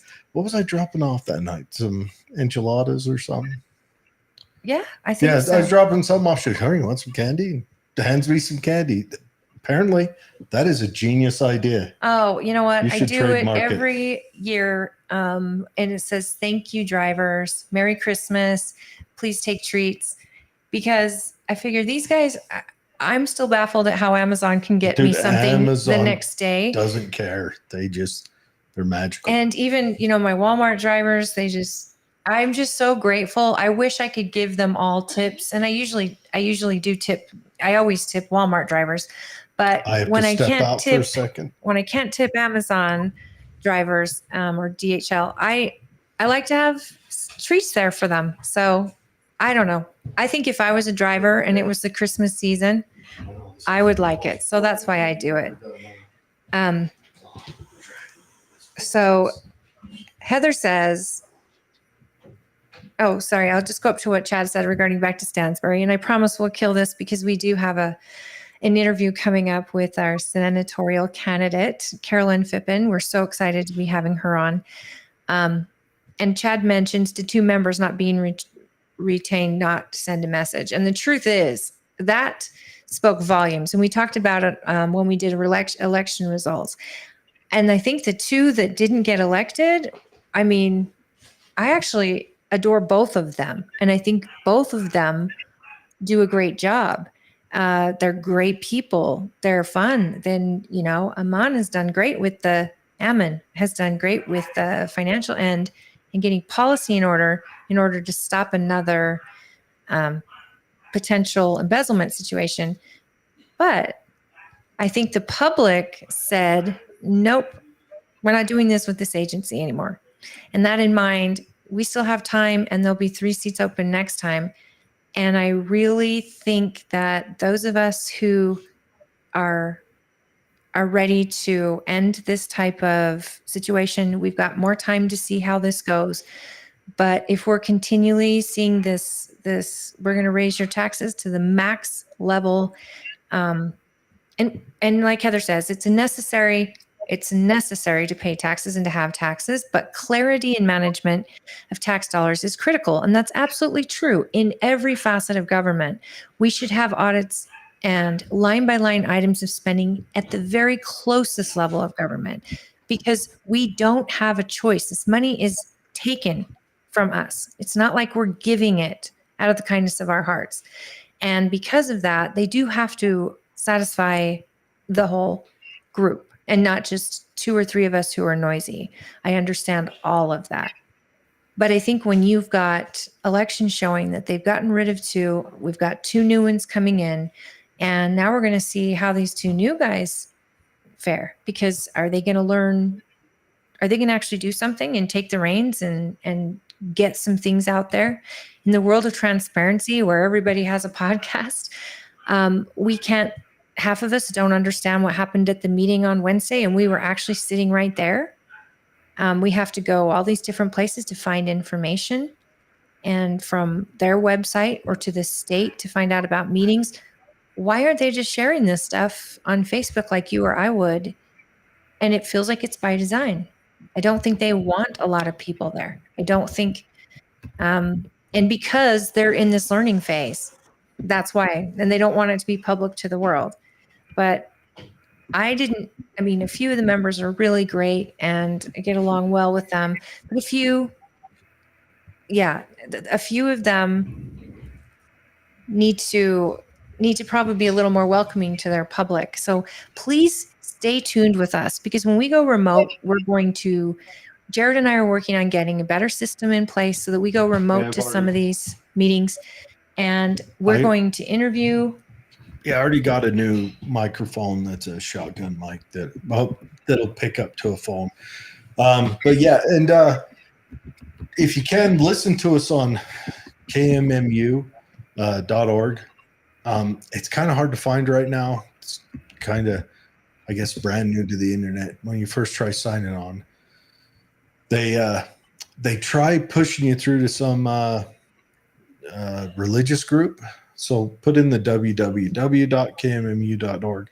But the quickest way to find it is just look up mainstreetmedia.com, and it pops right up, then take you right there. And then you can listen to all the shows on the network. These are Utah locals who are trying to make a difference. You can go on and listen to politics, and this is politics with a little bit of brash humor.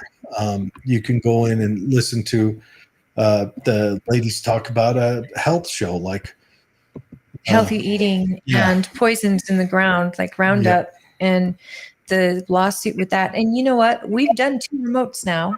Yeah. Well, under political head trauma, we went and sat through the State Board of Education, or working. Now that one turned out pretty good. That one the mic picked up. The problem is that the Stansbury one is there's a lot of whispering talk. They talk real quiet, and I'm going to go down there probably sometime next week and help them out with their AV side on the backside. Try to get it so that their microphones pick up and put it out to the speaker. So I'm going to try to help out on their side, but I also got a shotgun mic just so that we can do some directed conversation. Yeah, we want to bring it to you. Yep. And you don't have to watch if you are not interested in Stansbury, but I think it is I think it's foreshadowing to what your government is doing, even at the most local level. And if you can't be heard by neighbors and they're not listening, we had a big problem. We already know there's a problem. I think we're going to start seeing a little more of this bleed into other governments. I think Tooele and Grantsville are safe because they've got exceptional leadership. Not that Stansbury doesn't. I do like the people that I've chatted with on Stansbury's leadership. I do think there's some misguided notions there, but then again, we need to get more people to show up to voice their opinions, because there may be something that we don't know. We may be only accounting for one side of this conversation again, but nobody knows the job. Yeah. And they need to learn it. And there's no harm, or everybody learns on the job when they're first in politics, but know who to ask and don't be afraid to ask. I think a lot of them are kind of just trying to go through the motions and find out after the fact. Yep. When there's ways, there's people that can can address these things, can share and help with you. Yep. But we need to jump on to more news because we are running punched on time. We've got 20 minutes left to run through this stuff. And yes, we will quickly chat about the big news. But that'll be at the end. So stay tuned. All right. So 3 Utahns were kidnapped, murdered, and buried in the Tooele Mountains. This is a crazy story. So That was a big deep breath you took. this is heavy, and this is a big, heavy subject. So 3 Salt Lake County residents disappeared more than a year ago, were kidnapped and murdered, and their bodies were buried in a remote area of Tooele County, according to West Valley Police. The police believe the man is already in the state prison. His name is, and bear with me, he's in there for another shooting he did on, what is it, Lincoln Beach or something like that. I'll get to that in a second.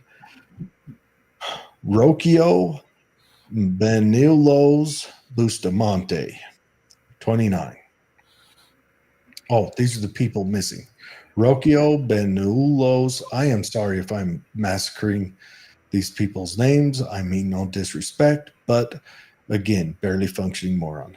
Carlos Sepulveda Montes, age unknown, and Zamir Sanchez Hernandez, 35. They were reported missing to various police agencies. Family members told West Valley Police Benelos Bustamante was last seen in late March of 2022 getting into a car with 2 men.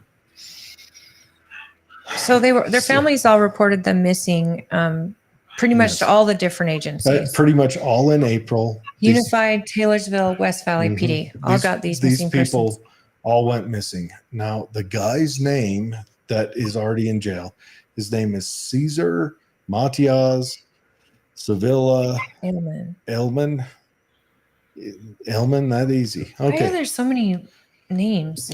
Well, I can tell you about why Spanish use multiple names. They use it to generally their father's name is a regional name, and their mother's name, they add that in there to declare both sides because Oh, I it's see. a very traditional. So they're pretty type much family. hyphenated is not uncommon. Yeah, but they do that in the Spanish because it tells you your region, generally that's where you live, and also what other family contacts. It's an old world Spain thing. Okay, so Caesar, he was involved in the shooting in September 4th of last year at a rodeo being held at Lincoln Beach on the west side of West Mountain near the town of Genola. So it's down at Utah Lake on the west side, kind of the southeast side of Utah Lake, where it kind of juts in a little bit. It's right there in that pocket there. So he got he was sentenced to consecutive prison terms of 5 years to life and 3 to 15 years for the shooting. So it sounds like him and a blonde woman driving a VW without rear license plates pulled up to a house. He come up, pulled out a gun, shot 2 people. And so he got sentenced for the attempted murder. You don't do that in a silver VW. You don't do that with a platinum blonde lady next to you. Everything, any camera in the dang city is going to recognize you. You need to blend in a little bit if you're going to try to be a dirtbag. But so they found these 3 bodies. My heart goes out to the family. But now, how They did had they to- connect him to they these had to- bodies? They had to track it. They tracked him down through his cell phone area. He was deported in 2020. He was deported in 2020. We don't need to share this anymore. I can just shoot off the hip on this. He was deported in 2020 and then stuck back in. Wow. I'm not an anti-immigration individual, but when they first pulled him over, they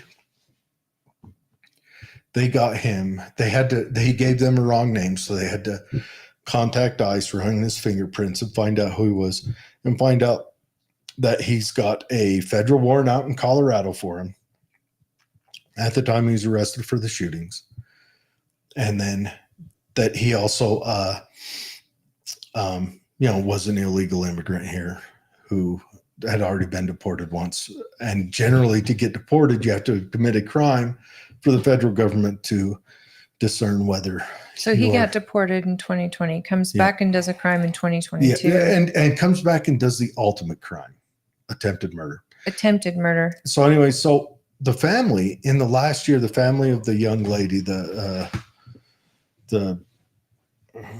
her name is, the Bustamante lady. Her family gets contacted by anonymous people saying she's dead, quit looking for her, quit reporting her, just kind of shady crap. So this guy's probably got, because he's been in jail for a minute, so this guy's probably got cohorts, if you might say. To what involvement, I'm not going to speculate. Well, 3 people, he's going to need help. People will And know. anyways, then he kills 3 others. And how much you want to bet that at least one of these 3 is also an illegal immigrant because of the age unknown. Now, how they found these 3 bodies, the Bustamante lady Sad. is the one that they could identify. She had a wallet on her, and they identified her through the stuff. The one guy who age unknown, he's probably an illegal immigrant. And so on the immigration, when you allow immigration to come in, it builds another black market underneath the illegal drug black market and the soon to be, because of the ATF gun black market and all that. It builds this black market of people who can get lost in the sauce and become victims. It's so true. Where Because they they're don't, scared to go to the police and even come then, out of the shadows, but they're also where's the accountability? Do they have a listed workplace where if something happens to them, the police can start tracking them down, start looking for stuff? Do they have their address evidence. listed places?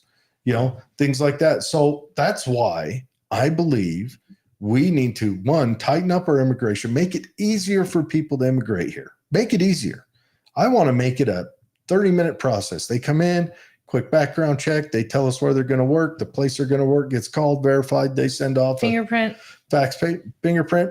Boom. They get a little card. They're across the border. They're heading to A sponsor. prosperity. Yes.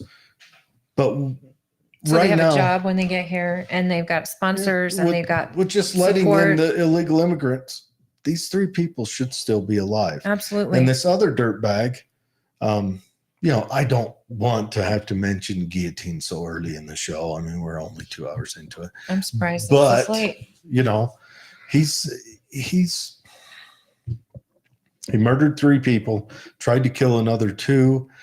Sounds like an argument over a girlfriend, but I promise you there's drugs in that equation somewhere in there. And honestly, these victims are probably a part of that, but that's just black market on top of black market. Anyways, There are so many crimes and Yep. vicious, violent crimes that have happened in this country by illegals, and so undocumented immigrants.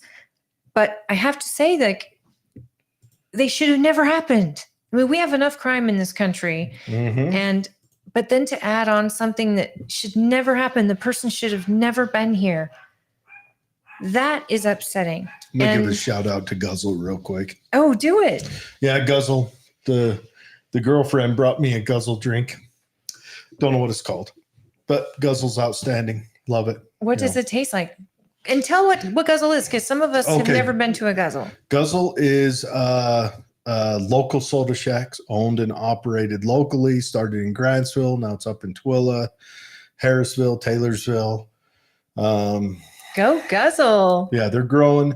They just make soda shacks. It's a Mormon coffee house, same thing, But you go in there and you tell them, I don't know. You like Dr. Pepper with a little bit of vanilla, or you like a pina colada flavoring with your Mountain Dew. They You get have to water make- drinks. You can go in there and get water with some purees in it, which are another one of my favorites, where it's just like a water with strawberries ground into So it. Or does it have, whatever. is it just a drive-through, or do they have like an inside where you sit, go Okay, the inside? ones out here are just drive-throughs. Okay. Grantsville, Twilla are just drive-throughs. Fillmore and Taylorsville's just a drive-through, but Fillmore and Harrisville You're gonna have to sit Harrisville in. is soon to open. Mormon Coffee House. How brilliant. Yeah, it is. It's a Mormon coffee There house. are Who lines said that? constantly. I don't That's know. Dwayne. Oh, it's There Dwayne. are lines though. I always see long lines, and I think that's fantastic. It I is. love when a new business starts to starts in a small town and gives the town something it wants, and the success shows that they can spread out. I mean, that's the American dream, right? Yeah, and full transparency, it's my brother and his business partner and their spouses who started it, and it's been a successful business, and they try to do their best to be responsible to the customers. They have treats there too, like they have cookies and pretzels and nachos, and Do they sell Turkey gift sticks. cards they sell gift cards at their location, or Yes, can you they get them do. somewhere else? You can get them online at their locations. You Online. can buy stuff online. They've got a website. That's a great teacher all gift, the stuff. or a stocking stuffer, or a neighbor gift. Yes. But anyways, so Okay, should we mention, since you mentioned family, what about family? what about family? What did we learn this week? Oh, we're cousins. We're cousins. So her grandmother and my grandfather were siblings. Yeah. We found that out this week. So how My wild is that? grandmother's maiden name is Anderson. Yep. Surprise. I know that it was kind of a shock to us. So Yeah, it's good we never dated. oh, good. That would have been crazy. Well, back in high school, I was so dang awkward. I wouldn't have dated me either. I'm No, still but it's awkward like, now, but I'm. We are a small town, but we are. Well, she lived in Granger, and I went to high school in Granger, which is where I first met her because her stepbrother dated my cousin. They had children together, married my cousin. yeah. married. So we were Anyways. already kind of related by marriage. But then when I had lunch with my mom and she's like, that Jared, he's got Anderson. That's my people's name. And I said, I wonder if they're related. So she says, well, ask him if he knows Craig and Mel. And I texted him. He's like, that's my dad and grandfather. Mhm. Why? Why are you asking? How random was that Yeah. text? Yep. So- So tomorrow we're taking her mother out to see her Aunt Jane, who she hasn't seen in a long time. Yeah. So, And the museum which is, that and then we're his going. dad has kept alive in Grantsville. So if you guys don't know about that museum, come out. Yeah, the Donna Reed Museum. You can call the number 435-884-3259. Schedule an appointment. My dad will go down there, wander you through, and tell you a story. He's a very entertaining storyteller. He knows his stuff when it comes to the Donner Go Party. tomorrow because we're going to be there tomorrow. We'll be there tomorrow at probably 2 p.m. We'll So be down come. there. If you've never been, come. It's Yeah. Donna Reed. Donner Reed Museum. It's there on Cooley Street and Clark in Grantsville, Come, right on the corner. listeners, come show up and come do the tour with myself and my kids. And Jared will be there. Yeah. And then get to see the piece of Grantsville that is so special. And holy crap, we're Yeah, still it's the old first school in Grantsville from back when it was a fort, even prior to, I think, 20 Wells time. But back onto the news, That's guys. so funny though. We're still kind of baffled by We're it. in shock. Okay, so this is quick. We're not going to dig in. Grantsville got voted by Forbes #1 in social mobility. How about that? Grantsville's moving on up. What is social mobility? That's your ability to move social statuses, so to make more money or to lose money. So you're not as pinned into your social class. Way to go, I Grantsville. My know. goodness. This is incredible.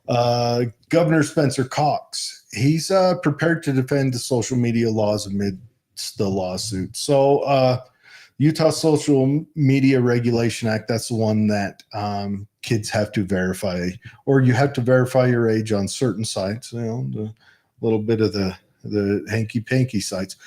But also it's Oh, they're HB talking. They're 311. talking all the socials. Well, yes, you're going to verify that you're not a kid. And if you can't verify, they're going to have a curfew where the site will not function after 10:30 p.m. That's such a slippery slope. I don't know. Yeah, I don't know. I mean, do I like the idea of keeping kids off of pornography? Of course I do. That idea is near and dear We've to talked me. about that forever. Do I like the idea of governments being involved that much with social media. I don't, but we're going to keep our eye on this. I would like to talk to Carolyn about this. I'd like her opinion. That'd on be this. good. That'd be good. But, yeah. Did Cox say that he's going to veto anything against it? No, he supports it. No, I mean that fights against their social media bill. Or he's ready to go full bore even with the lawsuit. I think he's ready to defend the lawsuit. Utah inmates are crocheting hats for homeless people, which takes me to Demolition Man. Because remember Demolition Man when they got put in stasis and they taught the bad guy Wesley Snipes how to do kung fu and stuff, and they taught Sylvester Stallone how to crochet. That was, I don't know. If you guys haven't seen it, you need to catch up with it.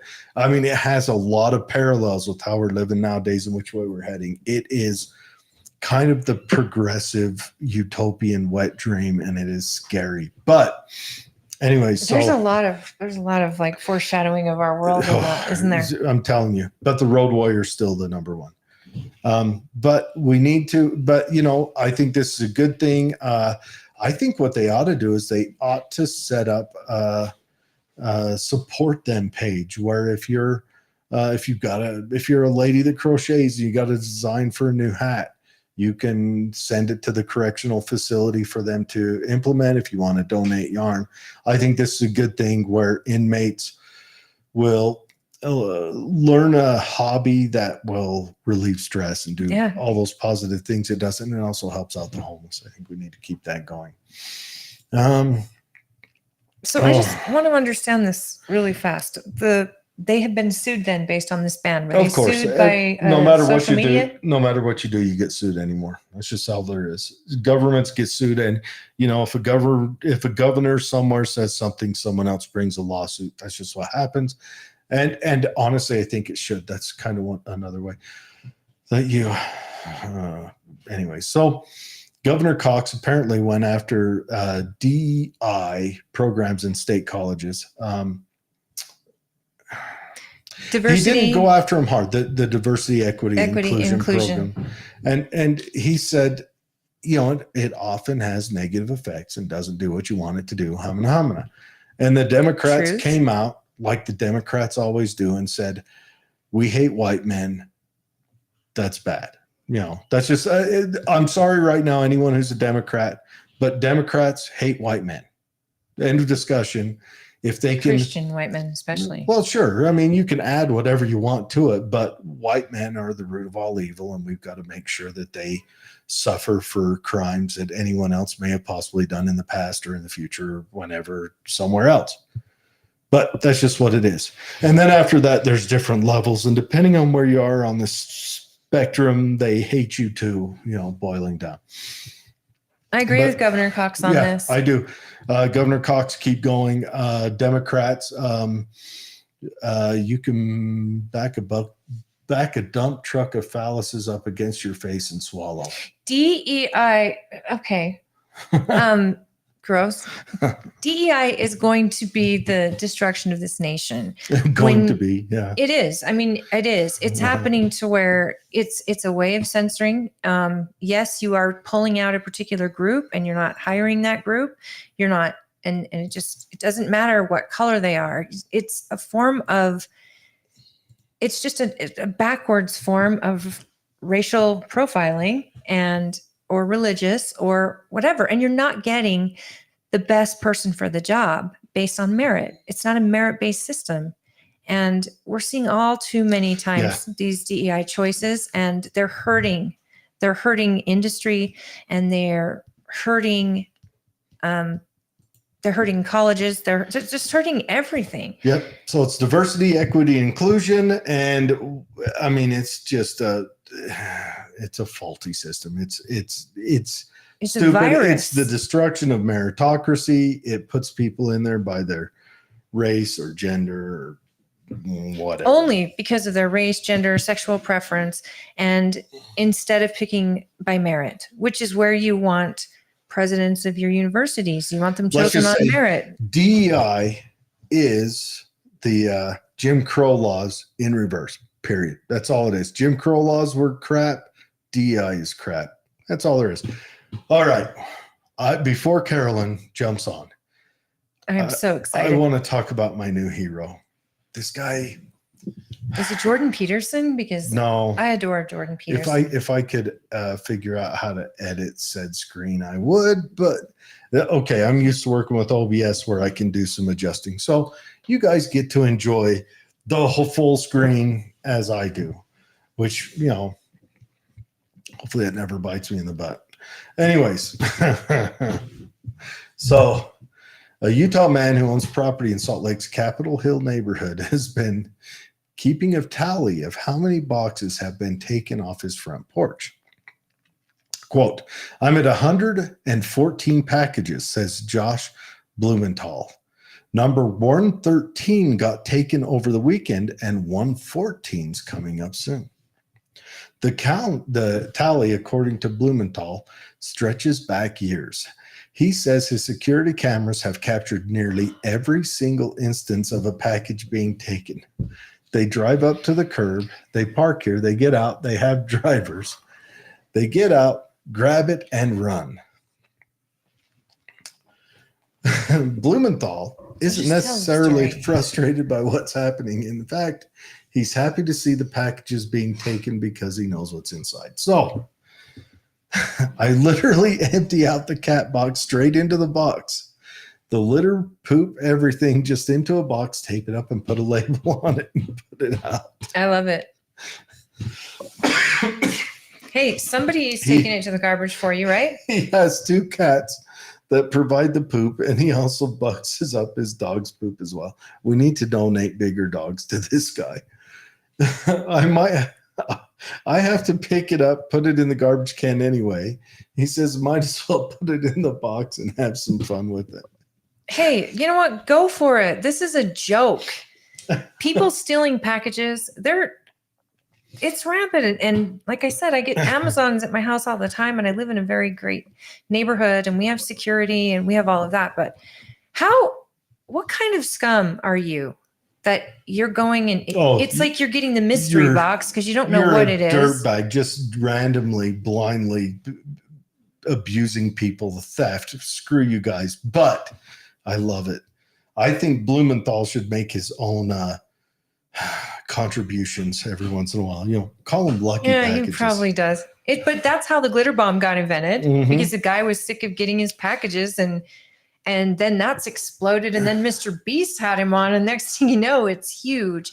But glitter bombs are pretty cool because they put a camera on you, they explode with glitter, then there's a countdown. I think fart spray we everywhere. need to get this guy and the glitter bomb guy together, because I think an explosion of cat poop would be exactly what the doctor ordered for these dirt bags.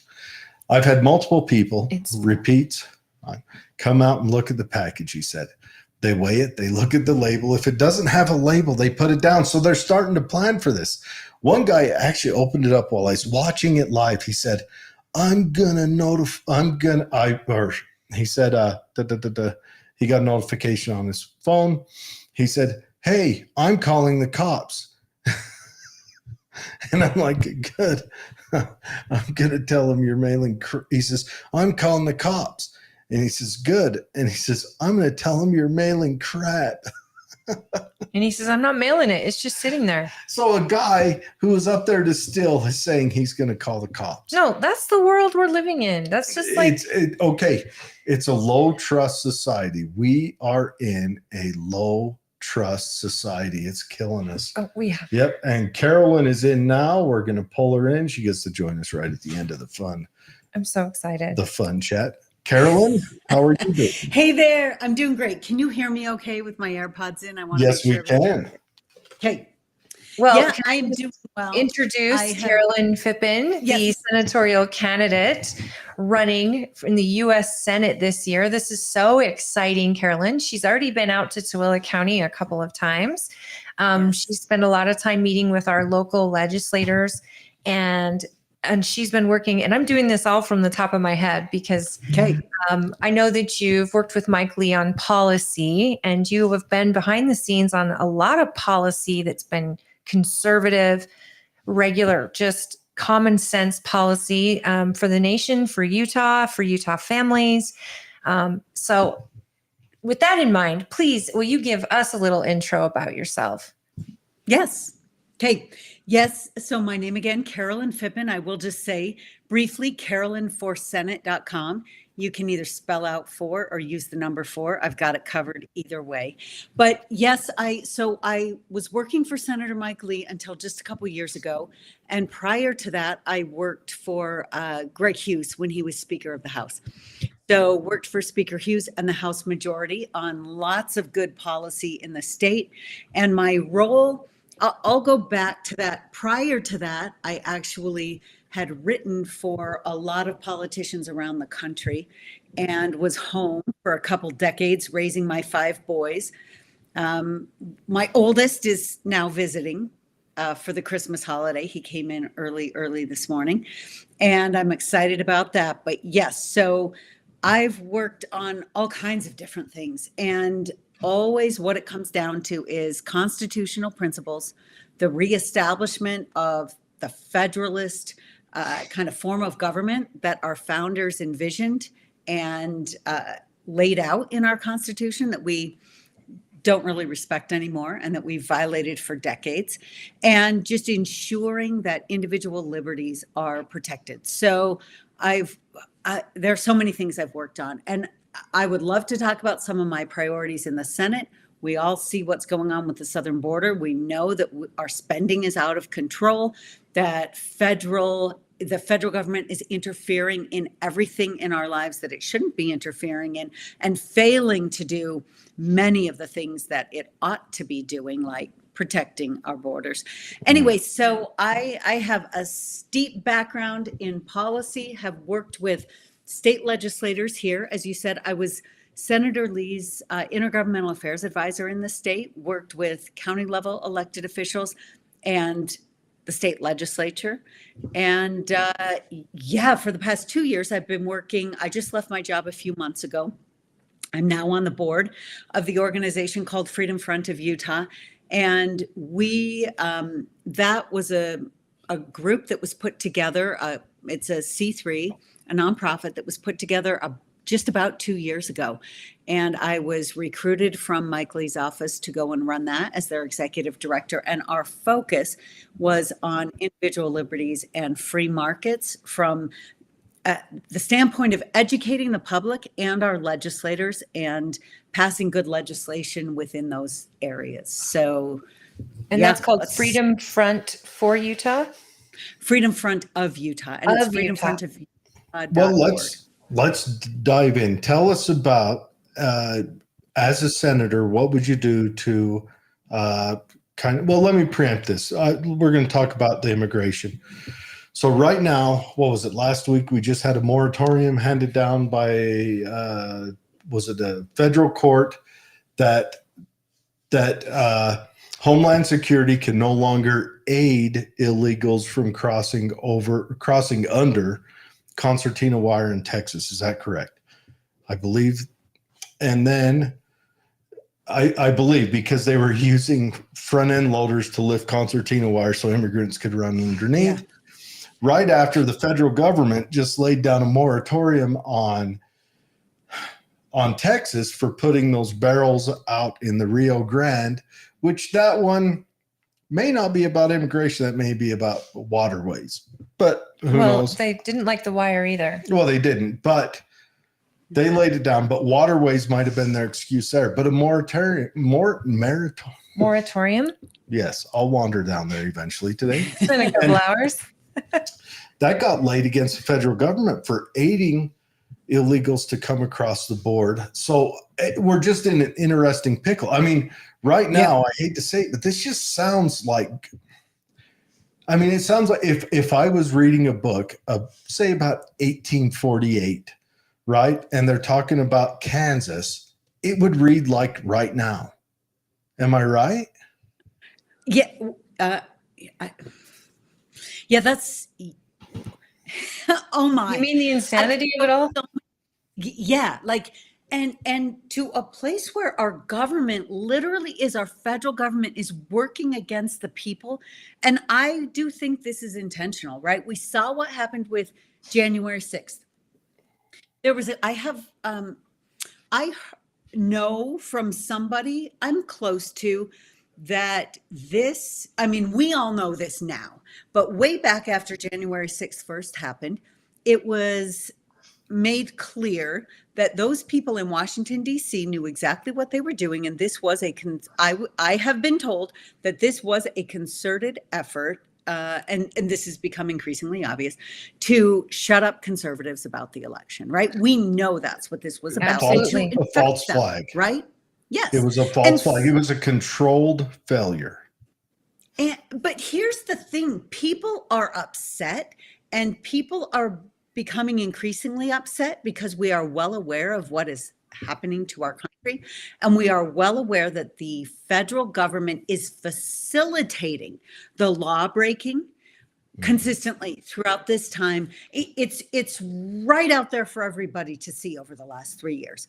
I have a feeling it's been going on for longer than that, but we know it's been going on for 3 years. Everything is clear. So people get frustrated, don't Well, they? you're a conspiracy theorist if you bring it up.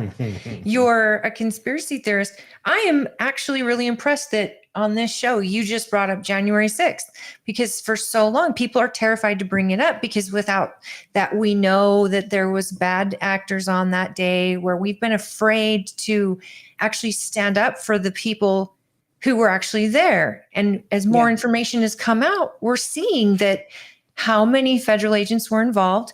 The Capitol Police were letting people in, and Nancy Pelosi had ample warning to get the military there, and didn't take it. And all of this, I mean, thank you for bringing it up, and thank you for calling it what it is. Yeah. Well, I'll tell you. So the Salt Lake Tribune it's a certain reporter, loves to talk about the fact that I was in Washington, D.C. in support of President Trump in December of 2020. The fact of the matter is, we all have a constitutionally guaranteed right to peaceably assemble and petition our government. And we have a segment of the population in this nation that now considers the use of that right insurrectionist. Like, this is bizarre. It truly is bizarre. They've changed the definition It's of real- insurrection as well. Yeah, of So course. you were in December of 2020, you were in DC in the end of I was. December. Were you there in January? I was not there in January. I was there in December. Was it the end of December or early in December? I'd have to look up the date. Well, she was but probably it- home for Christmas. Because you know about the air marshals have now been assigned to follow yes. not anyone who was at the January 6th. Well, I'll use it, riots or insurrection or No, it's not government insurrection. overthrow, or we could call it the coup or the junta. I don't care what you call it. We know what it is. It was just some people who It was the had Capitol. watched 2 years of the Democrats riot and burn places down and thought, this is how politics are ran now. They made Well, it. but I want to correct you on that, because most people were there peaceably assembling. I Yeah. would say more than most. I would say Yes. 99.99%. There was probably a dozen that actually broke stuff. One of them we know is a left-wing agitator from our very state that's been on the very old show that we used to have. Oh, that really? Jaden X, yeah, he was on our show. You can go watch it. He's how do you say, what do jellyfish and amoeba and all that have in common? They're invertebrates, and him. Well, But he's like a professional activist. he is. He just He's paid to folded show them. up places. But anyways, no. What I was asking about, you know about the air marshals being assigned to follow people around who just landed there. Do you think that you might have Yeah. contracted let's say a lively A fan. hanger on, a federal hanger on.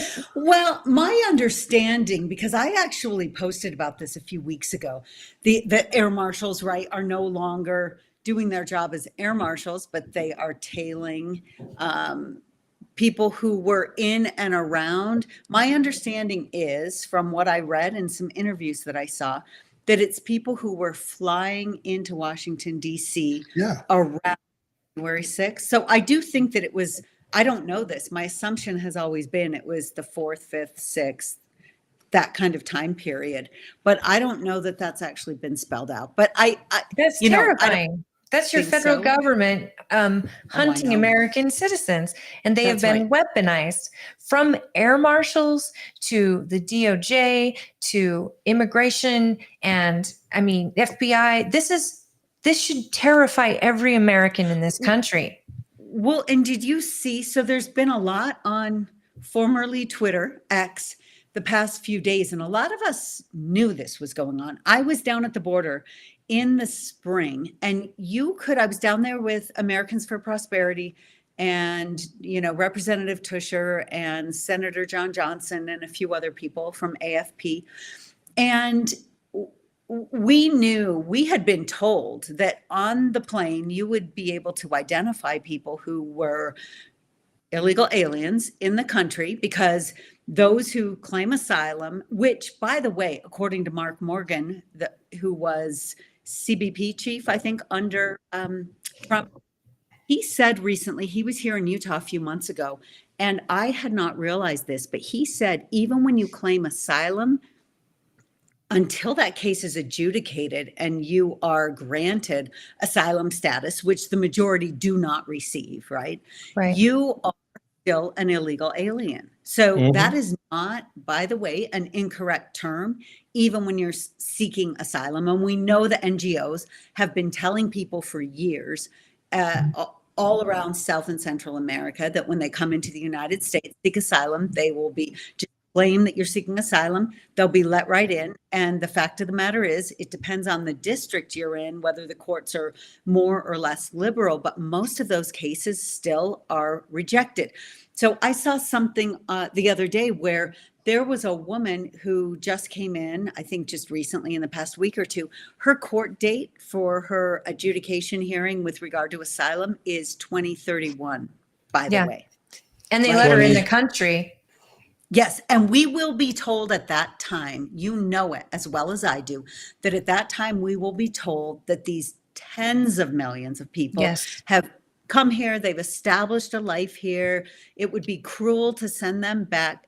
There is no asylum case in the majority of these situations, right? Coming here because you want the life that we have here, or you want the government services. I understand why people come to the United States of America.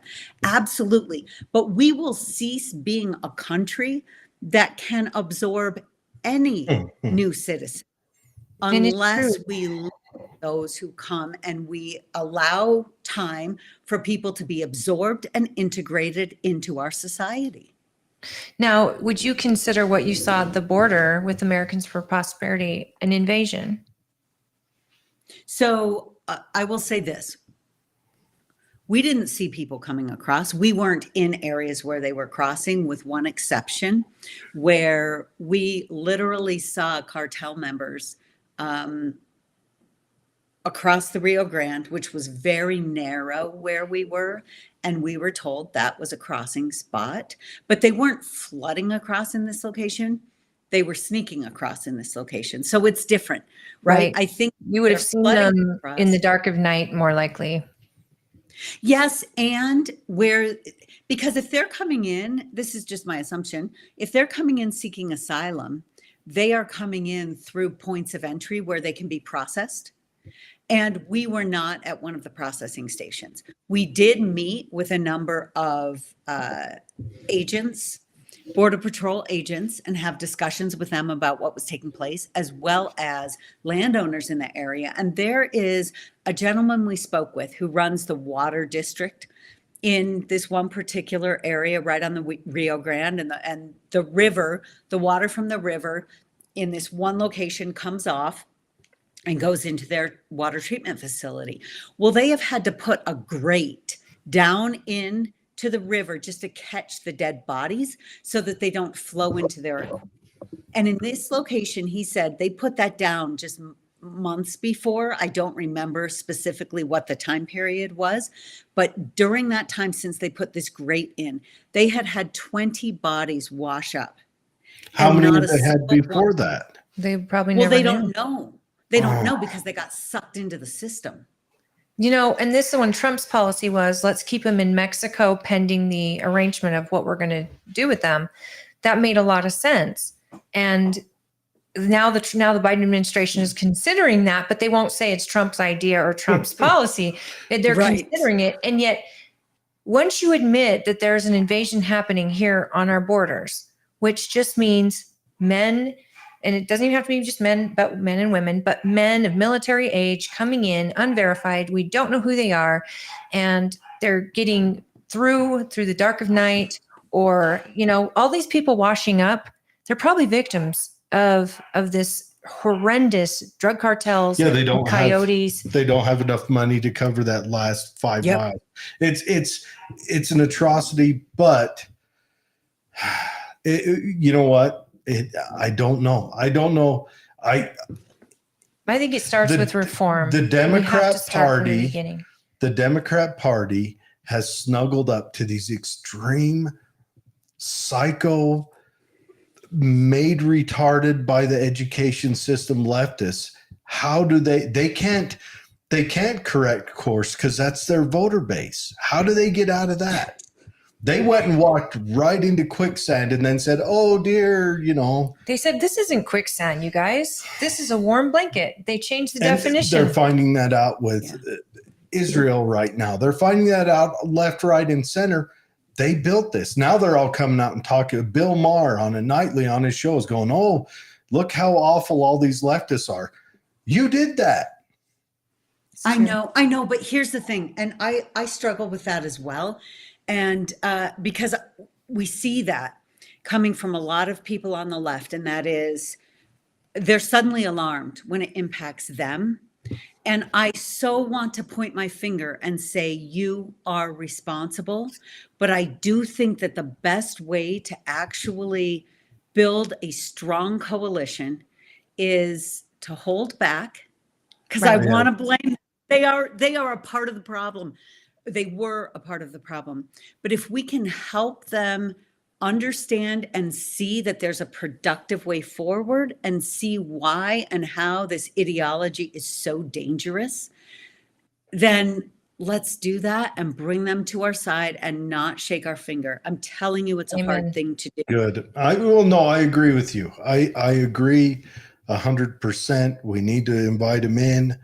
We do need to have a left-wing idea running in our government because we can't have total conservatism. And then Well, that'll to bring go old right. liberalism back. I mean, just free thinking, individual thinking. Like, I know. liberals become such a bad word, and yet there was a time that it was about freedom. And before I go on, our mayor, Mayor Critchlow would love to have you out for a meet and greet. And I told him we would definitely get that set up. Yes. And hopefully after the holidays, because I know it's insane during November, December to get people to meet in one place. And I know you've Yeah. come out and you've met with the people that have been able to make it out. But I really, really would love you to come out and meet with Mayor Critchlow and see the great things happening. Mhm. A lot of the state issues are going to be something you potentially could be doing Mhm. bills about, which you already know, our federal lands issue in rural Utah. In our district, it's huge. And Yeah. the insight provided by our mayors has been, for me, it's jaw-dropping, but I'm glad I don't have to make policy based on it. But for someone like you who has done policy in the past, you probably can offer a lot more opportunity and you know, maybe brainstorm with our local mayors and county council just to see where we could be best served. Because I think we feel like we've had now I'm speaking for some of our electeds, not all of them, but they don't feel like they've had the ear of one of our senators. So, and he happens to be the one you are running in for his seat. So with that in mind, Yeah, it kind of Well, I sounds would like love there's, to come out. perfect. See, Mr. Mayor, she's made a commitment to come out. I will make a commitment to make sure that gets arranged and that happens. And we might as well do it when we've got our state delegates chosen. So maybe after March, when we get our new delegates, we'll have a meet and greet with you and invite all of Okay. the delegates as well as all of the citizens of Grantsville. And we'll do a meet the mayor prior so that you can sit down with him and Yeah. possibly the mayor from Stockton and our county Yeah. council, and then Mayor Wynn just- from Twilla. yeah. Is it still Bird out in Bird? I don't And know. then you've got Anyway, we'll get you with the Nando out in electives. Stockton. Yeah. But no, that'd be great. And Okay. do a town hall out at the fire station. It'd be really good. And I was just gonna say, it'd be a shock to the state to have you and Lee in there both at the same time. I think that would be. Can I tell you how amazing that would be?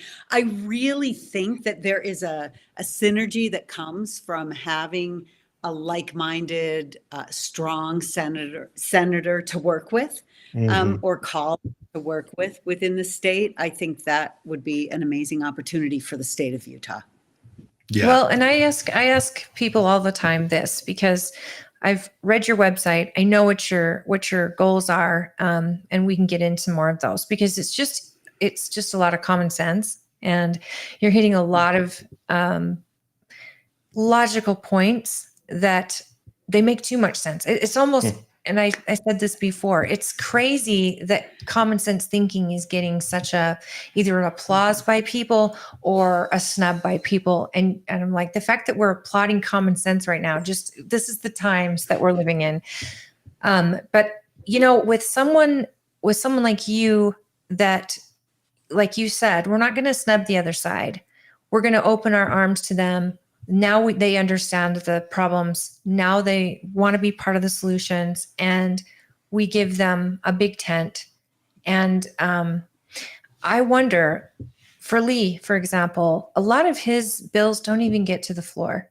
And a lot of the things that he's trying to do don't even get attention because there's such a fine line between Republican and Democrat on the national level, on the federal level. So a lot of people see Lee as not getting a lot done, and yet he's one of the most famous senators in the country because he's been so conservative and so constitutionally attached. If it's not constitutional, I'm not voting for it. If I can't read it, I'm not voting for it.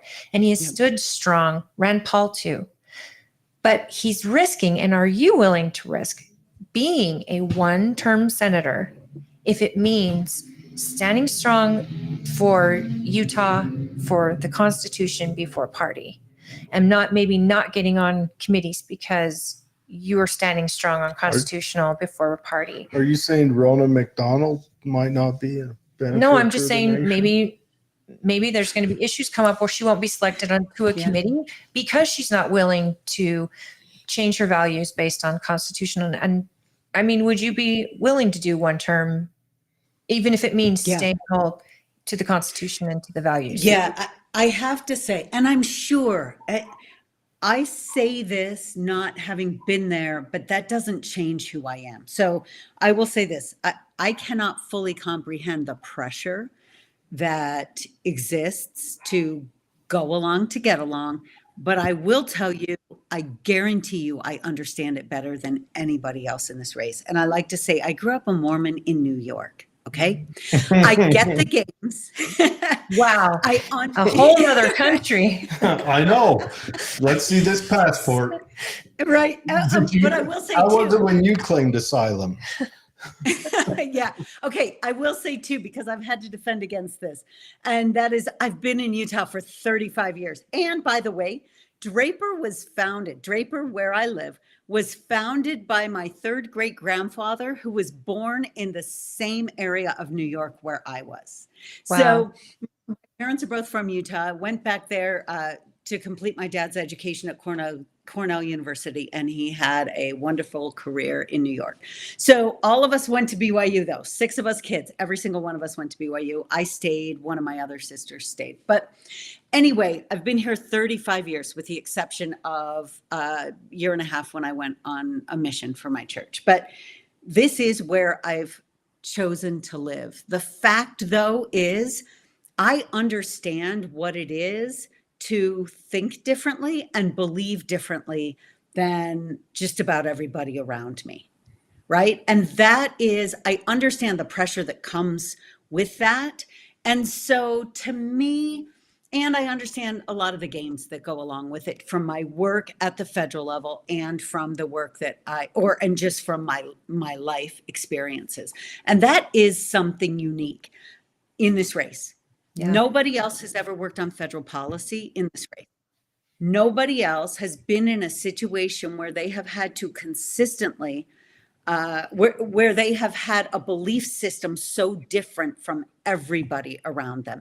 And think about it, okay? I'm not 30 years old. So back in the time that I was growing up, I'm not giving you a decade, but back in the time that I was growing up, 1988, 1990. It was a hard decade, the 80s. Rough.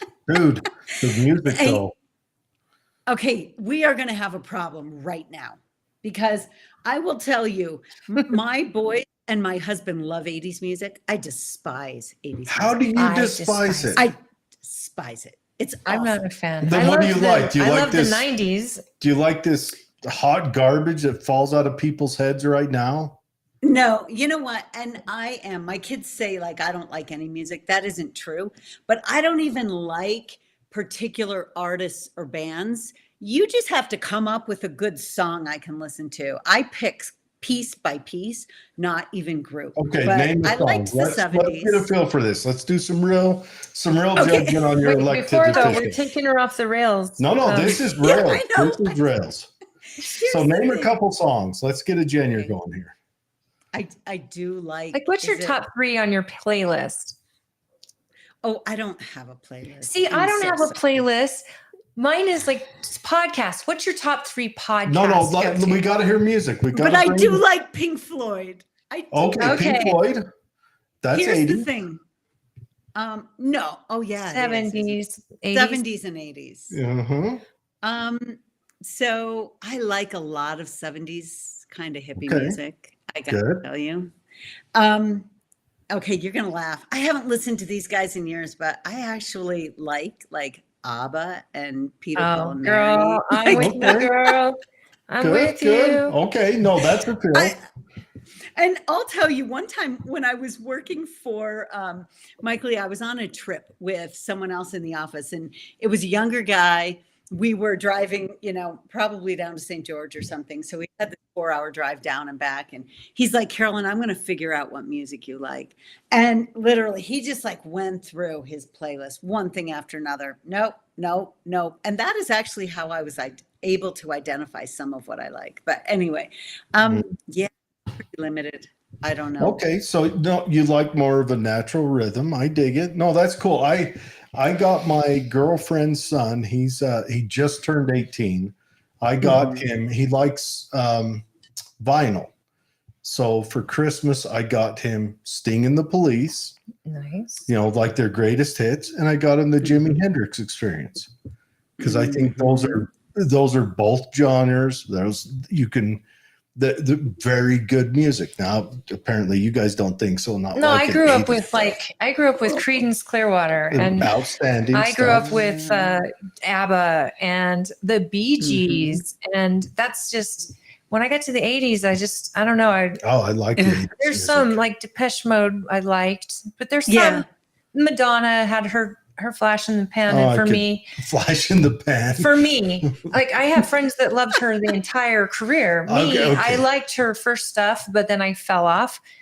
But then I started loving hip hop in the 90s, so early 90s. But so Okay, tell me I what your think we have favorite. similar music tastes. I think so. And tell me Yes. what's your favorite like podcast? Like your top 2? Because when we met with your town hall, you mentioned a couple of good podcasts, and I'm like a lot of people. I love good podcasts when I'm driving. And if, first of all, I like political head trauma. So tune in if you're listening. Hallelujah. But what do you feel like? Because right now I don't like to listen to a show that is so right or so left. I really want to know truth, and I want to know ideas that, and I know you're like that a lot. You're looking at both sides a lot. Where do you find entertainment? Do you listen to podcasts or? So I will tell you, when it comes to That what face. I consume politically, I will read.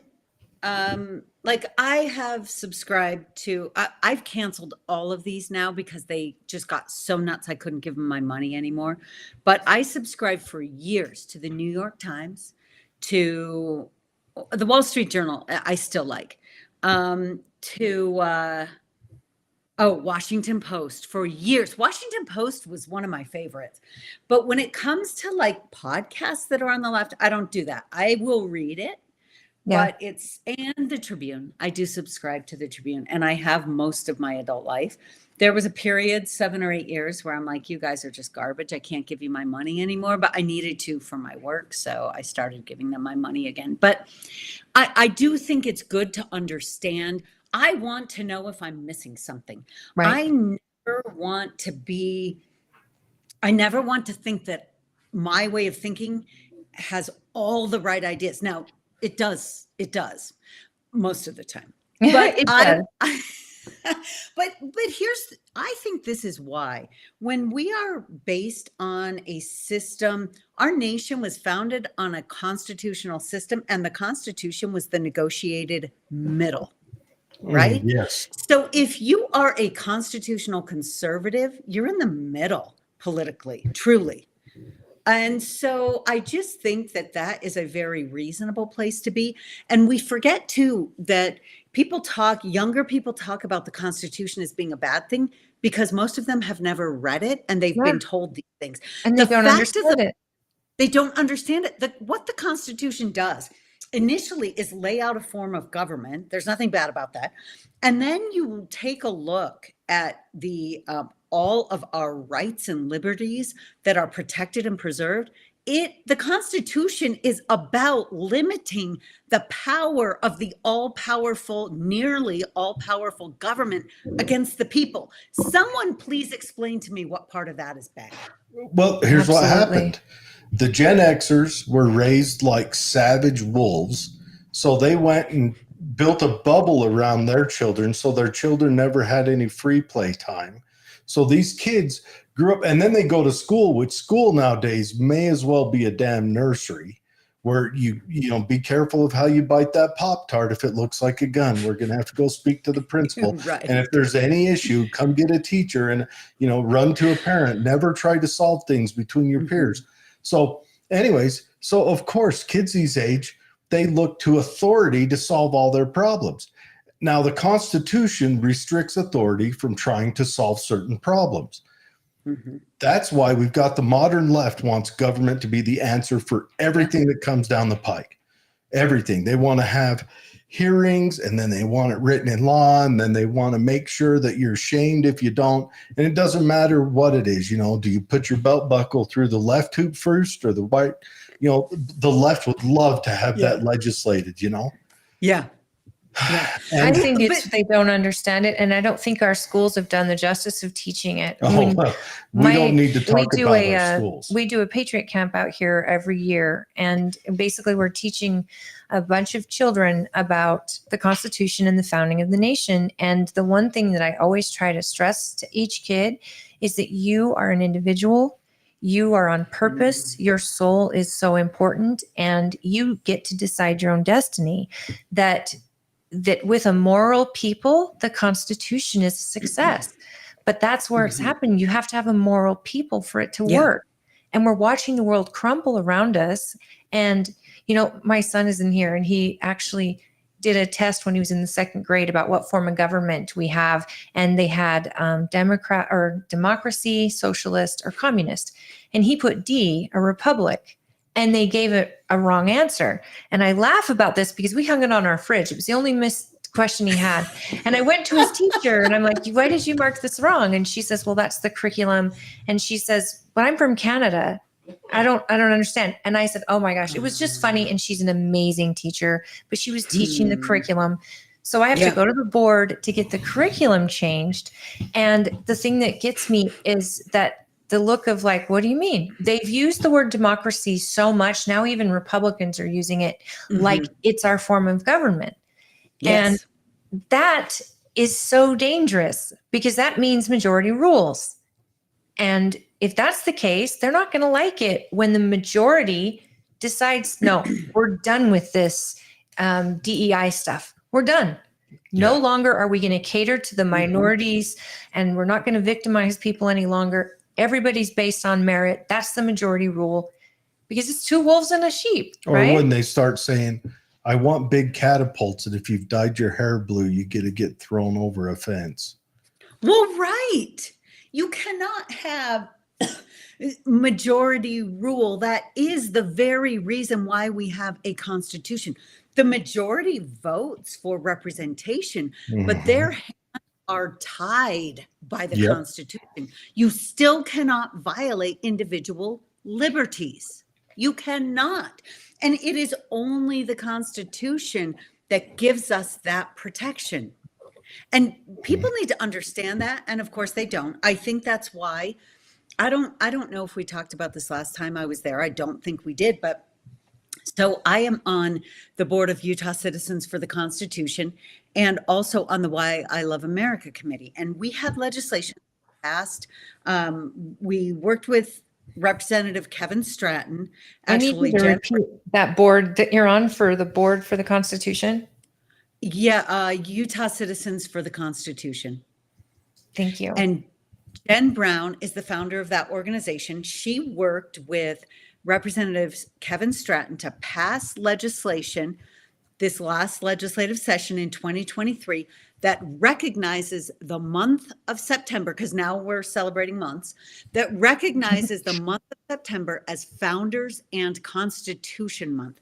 So our committee, the Why I Love America Committee, which is a separate entity, worked to have all kinds of things going on that month. There was a press conference that was done at the Capitol with Governor Cox. He actually kicked off the month with a proclamation. There were 600 people at a press conference recognizing Founders and Constitution Month. Awesome. We brought David Barton out, who spoke on September 17th, Constitution Day, up in Davis County. We had all kinds of activities and encouraged other groups and organizations to have their own celebrations and activities. And let me tell you, the wrath of the Salt Lake Tribune in trying to step in our way. They tried shutting down our efforts over and over and over again. Why would the Salt Lake Tribune want to do that? There is only one reason,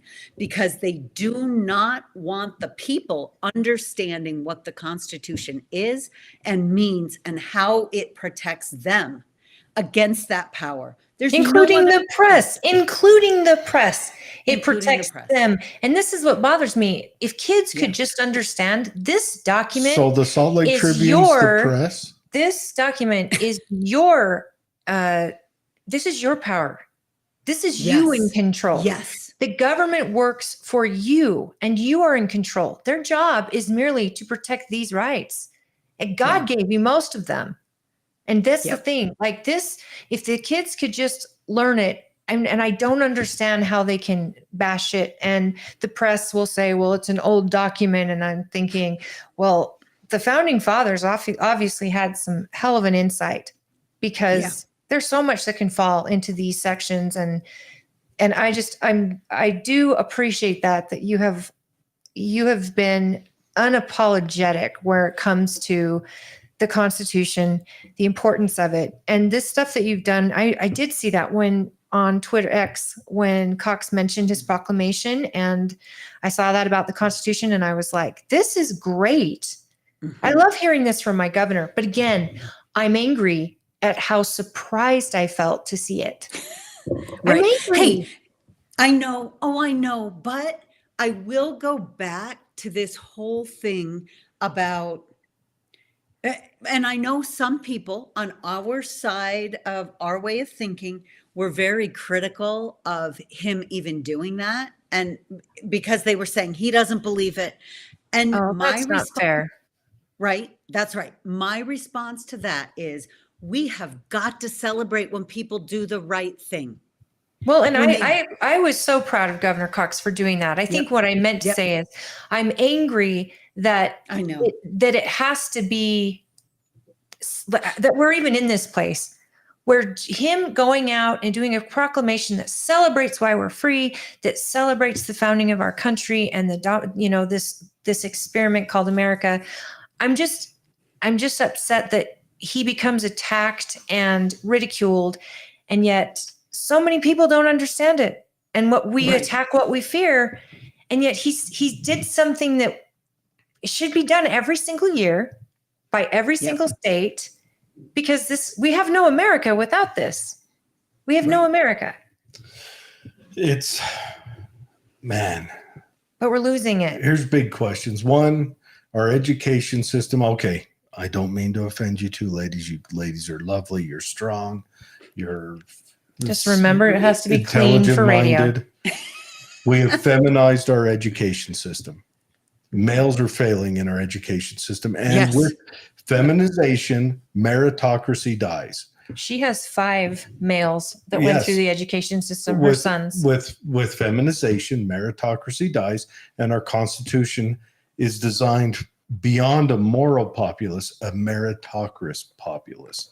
And our education system it's killed that. How do I put this? It's feminized. Now women are prospering, and then they've got to kill meritocracy in some aspects to continue to make that happen. I don't mean to offend anyone, just stating the facts, just spitting the truth, ladies and I think gentlemen. you're talking to people who understand where you're going, But- and we're not arguing. Are and you then- arguing, Carolyn? Because No, Not necessarily you know wrong. something funny though? Because here's the thing, this whole elevation of women and men ought to be treated equally, right? So, 100%. but we have an elevation thing that has gone on, and it is destructive. That's because So, meritocracy has to be killed in That's- order for something. If I wanted to manize whatever, like feminize, I don't know what's the opposite of that. If I Just wanted to do anything. the opposite, I would have to kill meritocracy. If I wanted to make it so that only, yes, let's do it this way. If I wanted to make it so that only white men had the optimal chance for success and everyone else had to be a step back, I would have to kill meritocracy. absolutely. Does But can I make you school- laugh for a minute? Please. please, that's Let what me we're here make you for. laugh for a minute. Okay, because this is what I want to say. So today I was at Joann's, okay, fabric store. Okay. I love Joanne's. I was there 2 days ago.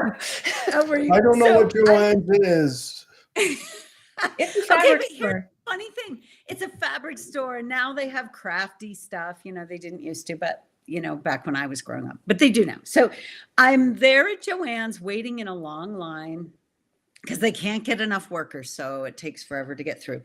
And looking at what's around me, and they have this like female empowerment stuff. Like they had a puzzle that was about strong women, and they had a bag that was about elevating women, and stuff like that. And I was laughing because I thought, you are trying to sell me like, yeah, empower women at a craft store. Oh yeah, the perfect demographic, right? And Stereotype much? That's right. Stereotype much? The women going to the craft store. I mean, Girl power. okay, I'm just going to stop right now. It No, made me it's- laugh.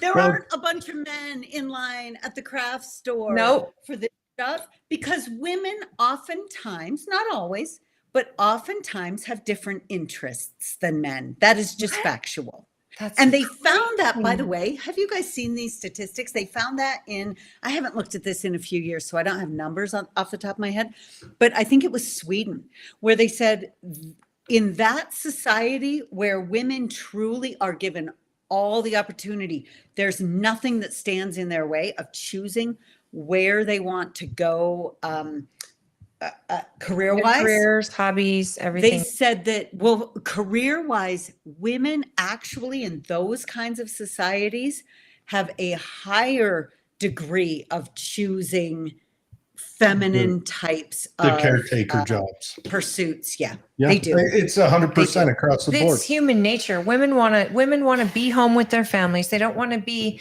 Not all women want to be Not CEOs all, of yeah. a 500 Fortune 500 because they want to make sure dinner's ready and their kids' homework is done. In a natural instinct, it's to care for Yeah. our families. And there are women who want to be CEOs and have families. And I say, good on you. Like, good for you, whoever. But I think men exactly the same. Why should we be called out? And I think now in this day and age with trans women, which is completely putting women under the bus now. Now we're not only fighting for equality, we're fighting to be seen in laws like letting trans women into your locker rooms, letting trans women compete against your girls in sports. And all of a sudden we're like, wait a minute. What was this? Women are equals and we've got all our own sports now and we've got all these options for scholarships and now you're throwing men into there. Hey, and it's, to me, that's it's right. insanity. the patriarchy's crafty, ladies. I'll Just have to say know. men are taking over even our stuff. We get it. We get it. You know what? Try holding us back. Meritocracy. If I But can't no. win in a tennis championship as 500th ranked, I'm going to be number one in women's. Well, and I want to go back to the media thing. Okay, so the Tribune. Right now, the media, here's how I see the Democrat Party. The Democrat Party, on one hand, has the rhetoric that tries to make anyone who feels like a minority or feels like the world's mean to them or whatever, crocodile tears or sand kick into their nethers. They rhetoric them. They don't do anything for them. They just give them rhetoric because that is their voting base. But what the Democrat Party does is everything they can to boost the college educated's life. That's who they actually work for. People with a degree, bachelor's, whatever. They just do everything they can, no matter the cost on the other side.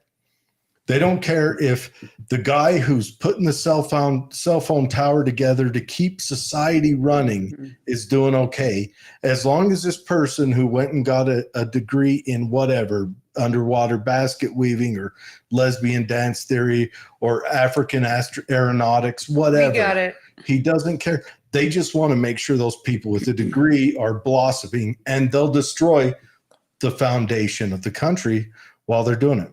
The Republicans, I think the Republicans are starting to, but haven't had much of an original idea. And I don't know. We could go since the 30s, the 20s of last century. I mean, 100 years. Coolidge was 100 years ago. I want you guys to sit down for a minute and breathe that in, drink that in. That Coolidge, the last good president this nation truly had, was 100 years ago. It's insane. He was a great president for what he did. But so that, and the Republicans, I think, are turning around because I think they're forced to. Because if they don't, and if they don't quick, there's not going to be nothing left to turn around. But we still have a lot in Washington that we're not sure about, right? We're not sure. And of course, we know what we don't know in Washington, D.C. So I'm going to get back to the seat you're running for. Like, I'm hoping that you're not going to be one of a few who are constantly trying to bring bills that aren't going to get to the floor because you're not, I don't know, you're not purple enough in your thoughts. I'm hoping there's more of you that are coming because the American people are tired of the MAR in Washington. And I wanted to go over your federal spending and inflation that you talk about on your website. I mean, you put it in such a way that is really incredible because it's reaching out about families. I mean, you're not talking about this huge number none of us can ever even possibly imagine or envision, but the actual effect it's having, that huge number on our families. Something as simple as feeding our kids, let alone trying to educate them and clothe them and pay for our mortgage. So talk about the federal spending inflation. And then we have a caller. Yeah, maybe we should get to the caller first. Don't know how long they can. Okay, and then don't forget that question. Yeah. We will come. Yeah, we definitely want to go through the check marks of everything you want to do. But Dwayne Sound, we've got Steve asked. Is that correct? Send them on in, and I'll get a correction directly from them. And Maybe. now, Any minute. in 3, 2, 1. I do, but I do. You guys hear me? Try I can it hear you. now. There we go. Steve, can All you, right. Can you guys hear me? Okay. Yes. Hi, Hi, Steve. Steve. Yeah, I can hear you guys. How are you guys doing? Good. How are you? I'm doing really good. How are you, Senator Phippen? Hey, doing great, Steve. Hope you're enjoying getting ready for Christmas. Steve, how do you pronounce your last name? You know, it's Ace. Aced. Got it. I Thank Ace. my you. last name. Dwayne gave me away. Okay, so what do you call it? What would you like to add to the conversation today, Steve? Okay. I am curious if Carolyn believes that she's going to get a fair shake when it comes to the election, and that she can barely make it through the primary, because many of us here in Utah believe that some of our leaders are part of the uniparty and that they primary a lot of people. And I'd like to hear her view on that, and also if she plans on gathering signatures. Excellent. Okay. Yeah, so couple questions there. Steve and I have talked about this, and he knows, and some of you, I don't know if I talked about it last time I was on the show, you may know, like a lot of us have concerns about what does go on with our elections.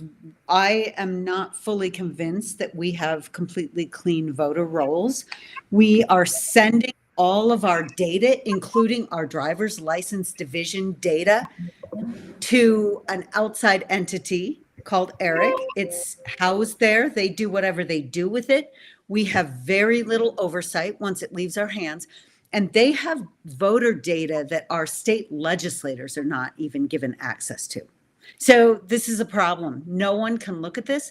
No one can go through the lists and vet and ensure that the people who are even registered at a time when we have near universal mail-in voting, no one can actually ensure or give us assurances that the people on our voter rolls are legitimate. So that Wow. I'm not going to say they're not.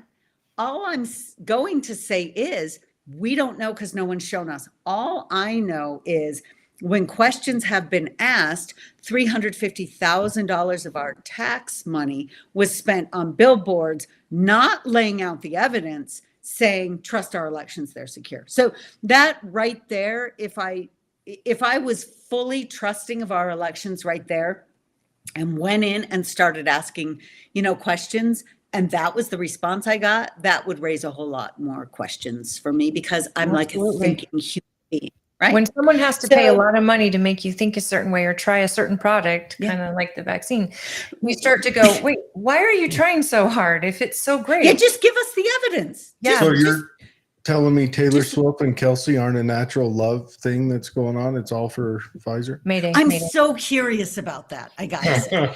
All women okay, are. and- I don't care. I don't care. Well, you brought it up. I don't care. I You're just the one who is hear about interested. it all the time. But go on. So- So election integrity in Utah, or are you saying nationwide? Because we know nationwide we got a problem. But in Well, Utah, and here's the thing. We just have questions here that have not been answered. So this should be simple. It should be simple to answer some of these questions and to lock down the data, because that isn't being done. The data is not being locked down. Again, when we have all of our driver's license division data, and there could be more, there could be other agencies. I've never gotten a solid answer on this. And I've talked to a lot of people who deal with elections in the state of Utah. We are literally sending this data with all kinds of identifying information to a third party entity that says, trust us, basically. And they have 3 employees and no brick and mortar office. And over the Why? past 2 years, it's either 9 or 10 Republican-led states have chosen to withdraw from this system because when they asked for certain reforms that would ensure that the data was not used in a politicized manner and that would also ensure that it was protected, every one of those reforms was refused. So they said, this is where we should be sending our citizens' data, but Utah has continued to. And this is called ERIC? Yeah, ERIC. Okay. So I'm working with Carrie Ann Lisenby. She has a bill that she will be running in 2023 to get us out of ERIC. You all should be contacting your representatives and senators, state representatives and senators, to vote in support of Carrie Ann Lisenby's bill to get us out of ERIC, Representative Lisenby, who's in House leadership. Yeah, here's the thing. There are a lot of things that we should be doing. Jimmy Carter said like 20 years ago, remember this, that mail-in balloting was not secure. It just opens up so many opportunities for fraud. I'm not saying it's happening. All I'm saying is it opens up opportunities, so we ought to dig deeper.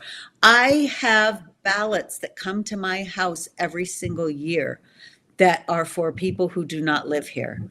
I report it, I rip them up, and I throw them in the garbage. But how many other people this is what we've talked about in the past. And I know Vivek Ramaswamy had said election day should be a holiday and there should be facilities open. We should all vote in person on the same day with exclusions for the military. But even the military, we could set up a voting pool at their station where they vote that same day and they can go vote. I think it's highly there's a chance that it can be messed with and corruption could be there. Just asking the question gets you in trouble with people.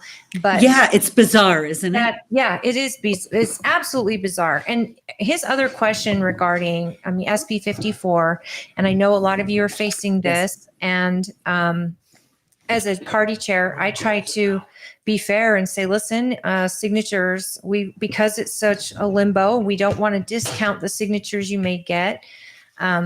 For the people who believe in you and when you send it on the ballot. But I also highly, highly support the delegate system and the convention system. And I think we get a lot of good people serving in those roles that get to know the candidates far better than someone could get to know you with the short time you have between that and convention. So which way are you going? Are you going to do signatures or are you going delegates only? Yeah, so here's my position. I wish we did not have SB 54. I'm not the one who wrote the rules, right? And we saw in CD2, I would love to go exclusively through convention and I may do dual path. I will say too, though, to gather signatures statewide is a $300,000 to $500,000 endeavor. Right. I a whole don't have business 300 to built 500. around it. That's exactly right. So here's the thing. We saw some interesting things taking place in CD2 for that race. We saw the strongest candidate going into convention who did not gather signatures lose. And there are a number of reasons why that occurred. But one of those reasons, and it's my former boss, Right. Greg Hughes. One of those reasons is because we had two signature gathering candidates who spent their energy and efforts taking out, in the lead up to that election, taking out the strongest candidate so that they would be able to run in a primary against a weaker candidate. So when an individual and it's because Greg trusts the caucus convention system. Well, it got gamed big time. And so when that occurs, and it would not have been gamed in that same manner had he gathered signatures as a backup. Senator Mike Lee has always gathered signatures. I didn't used to understand it. And then I saw what happened in CD2. No, I thought he always didn't gather signatures until this last election, and he decided No. to gather. He did the last two. Oh, wow. So he did every time it was allowed. What were those balloons? I don't know. I wasn't. Did you just have a balloon party? Who did that? But some here's the balloons thing. just popped up. the signature gathering process, I got to tell you, I think that's way open for fraud, number one, right? 'Cause you Absolutely. could, and I'm not saying this has happened because I have no clue. But if you were a signature, maybe I'm just a devious thinker who chooses not to do devious things. I don't know. But if you own a signature gathering company and you want to make sure that your people get the signatures and you're having trouble getting them or it's expensive, could you always, or could you take past signatures with the technology that we have today and make it look like they're Ooh. new? Does the LG's office check that? I actually don't Oh, know. that's I heavy. don't think they do. That is heavy because, I mean, right now, here's what we're going to see. If we don't see it in this presidential election, it will be in the next. We're going to see computer generated anti-commercials. We are going Absolutely. to see, and they're going Yep. to be put on Twitter. They're going to be put on, they're going to be put out by anonymous people where you're going to be up there saying that baby puppies are the best flavored meal I've ever ate. That's right. That's And- AI and stuff. But That is Yep. going to happen. We've already started to see it kind of happen in voice stuff. We're seeing it all over. I mean, you can watch commercials on TikTok where Joe Rogan says that he likes this certain whatever, and that's computer generated. We're going to see it appear in our politics, and we do have another call. wait, one thing she's saying though, back on that, is that I I know that think, the maybe. lieutenant governor's office does. They go through names, they go through addresses, verifies they're registered. But I really don't know if there's a way Do they to tell. verify they signed for that instance? I don't think so, but can I tell you, they are actually doing that on the flag initiative. Oh, I'm sure. So they're going hard on that one. Did you see? Yeah. Did you see? Yeah, they are going that- hard on that. I don't think they've ever, I don't know, but I've never heard of them doing that for signature gathering to get on the ballot, which seems a little interesting to me, just Yeah. saying. We're scrutinizing every single signature. I bet they're calling every single signature to make sure they signed that. But then we're talking on a Senate race. How many thousands of signatures do you need to get? It's 29,000, right about 29,000. When people think about that, that's individual people that have to sign a packet that is witnessed by the person who gets your signature that will test by law. They will say it by law. They witnessed Yeah. your signature, you're a registered Republican, and then they've got to take that packet, turn it in when it's full. 20,000 plus people, you got to do that. That's why there's a whole industry now for signature Yeah. gathering companies that they send out. And who knows what their kids are telling the people signing. I mean, to me, I love the caucus convention system. I am not going to say, though, the last election and the last convention was perfect. I'm not going to say that. I was really, really stunned. I left there just gobsmacked because the people that I represent were overwhelmingly in support. Like my neighbors liked Greg Hughes. I was just really surprised. I understand where you're coming from because I know a lot of people were confused after that. And that was a long night. He was there also filming or participating. He's not a delegate, but Dave, his co-host, was there as a delegate. And it's Okay. a long, long night. We've had some Yeah. questions about where Dave is. Dave deserted us for warmer No. country. He went to Florida. He deserted us so that he could not have the sniffles anymore. No, but I did send Dave the link. He may be jumping on. Yeah. I think we have Steve got another comment, and we're going to keep going. Yep, we got another comment. Steve is still on. Yeah, he's been Okay. waiting. Oh, He's okay. happily Well, we listening. got his questions answered, I thought. All right. I didn't know. You want to put her out there? The guard dog is guarding. Oh, she just noticed. All right, pick her up. Come here. Okay, Steve, go on with your question. We're sorry. Yeah, no problem. I kind of forgot what I was going to say now, but Carolyn, Sorry. how is it going for you so far? What do you need? I think I think you'd be an excellent senator. I support you fully, and I want to know, and I want the listeners to know what it is you need personally to get you over the top. Yeah. So a couple things. I would love for everyone out there who supports me. If you don't support me, just plug your ears right now. But everyone out there who supports me to run to be a delegate, right? So I want people to go to the neighborhood caucuses on March 5th, to run to be a delegate, to then support me as the best, strongest conservative candidate when we have convention the end of June. And I want you to tell your friends and neighbors.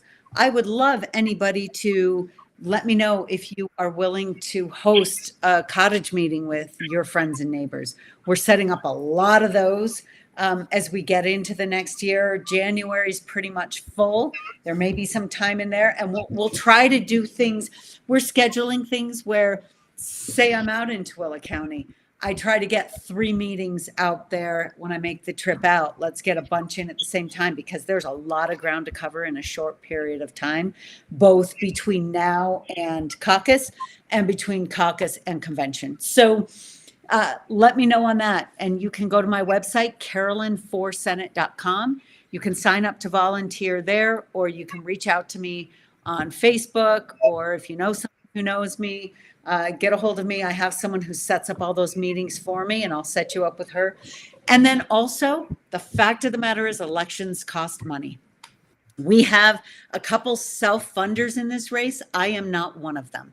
So I need to raise money. I spend 2 to 3 hours a day just making fundraising calls. I did nothing for hiring before. I took a month interviewing national fundraisers, and I wanted somebody. I was only going to hire somebody who works for Strong Conservatives. So I have a fundraiser out of Houston, and I make calls literally 2 to 3 hours a day. That is a big part of what this race is going to be. And I end up having a lot of really great conversations with good people, and have been able to meet some people in other states who will be hosting me in their home states, because guess what? Utah has an opportunity to make a really big difference.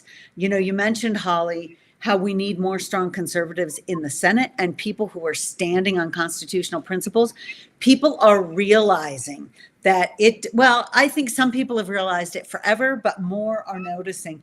Look, I can support a senator from Ohio as well as I can support a senator from Utah. And if there's not one up in Utah right now, I may look at what I can do to help one in another state. And there are people around the country who are looking at Utah right now and saying, what do we need to do to help get another strong conservative into that seat? And so this is a big part of it. I would love anything people can do to donate toward the campaign. I think the carolyn4utah.com, and I also try to encourage people to, and Carolyn, I am here to help you as far as the party's concerned in Tooele County. Okay. My goal too is to get you in front of the delegates at least 3 times, times, be it via Zoom, on a Zoom meeting, or a town hall.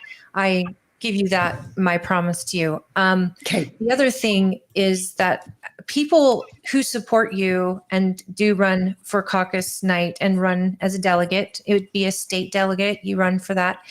And yes, tell your neighbors, when you're running, why you are supporting Carolyn, and tell her, just let them know what some of her ideas are and what her policy plan is.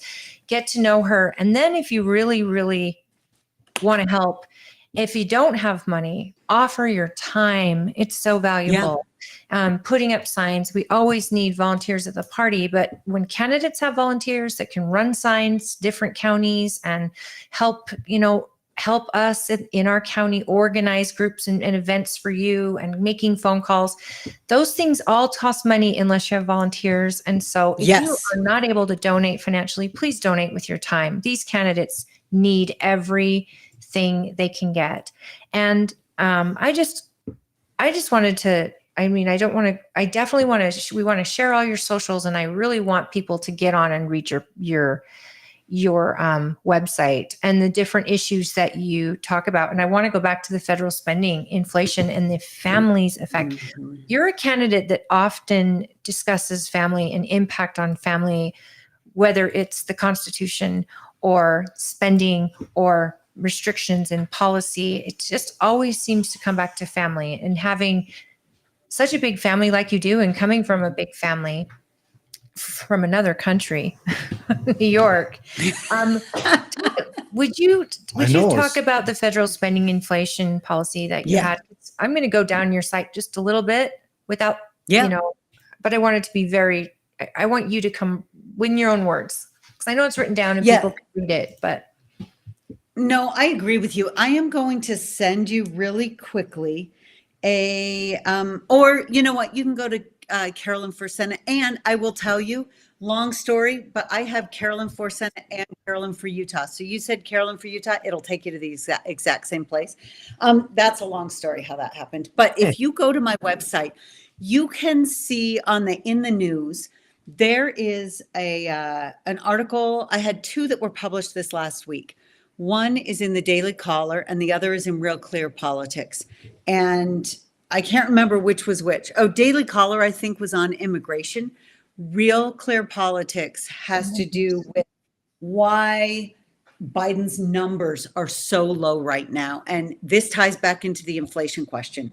So some of you may have seen a couple weeks ago, there was an article that came out in USA Today about the, Home Alone, the movie Home Alone. Kevin goes to the grocery store and buys some groceries, and there's a list of groceries that I got from that article, and he spent like $19.80 some cents. I just watched that last night.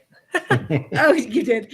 So I think this is in my article on this Biden one that you're showing right here. Oh, I'm pointing to it. I realize no one else can see what I'm pointing to, but anyway, the Biden article, and I put the information in for the closest store to me, the closest grocery store, which, by the way, is not the store where I usually shop because it is kind of expensive. But I put those groceries in there. Do you know that $19 and however many cents today is in my local store is $83? It was $82.73 if I remember. If I wasn't living it, I would never believe it. Right. And I saw a statistic recently that said that 30 to 40% of the inflation that we're feeling in food has come in the last year. So I don't know all the metrics that went into that, but I think we all agree we do experience that. I may have mentioned this before, but I bought chickens last summer or this past summer. And by the way, they are producing now for the past month and a half. Hey, congratulations. Yeah, I was going to ask. I didn't see your chickens on your website. I think I think you dropped the ball on that one, because I've seen your chickens on your TikTok. I've seen your chickens on Facebook. By the way, you can follow her on TikTok. Yeah, she does good, quick. What's your handle on TikTok? So it probably is. It's probably Carolyn for Senate. Let me tell you, I am not much into social media, and I've been trying. And about 2 weeks ago, week and a half ago, I got a lecture from my husband about doing reels. And so let me tell you, for the past week and a half, I have been pretty good. Almost every day I have one. And if you go on to Instagram, this is me who had like 60 followers a week ago. And on Instagram today, I have, I'm super proud of this. I'm going to tell you, I did 2 days ago on the Colorado thing with Donald Trump. Now, as of right now has 39,997 views and 1,913 likes. I had 0 following basically That's a week ago. incredible, Carolyn. Well, I am one of those because I do follow you Awesome. on the TikTok. And I would love to know your take on the Donald Trump. I mean, Yeah, I was going to hold that for the end. I wanted to hold that for a Okay. good hard crash. I Okay. don't know. I don't know if the caller is still on. I think we've got the He might be off, but I did know that a couple other people asked me again what the number is, including another New Yorker who's been on the show a few times. Yeah, his name is Tim, and he is he is really an outcast in New York. He's not Mormon.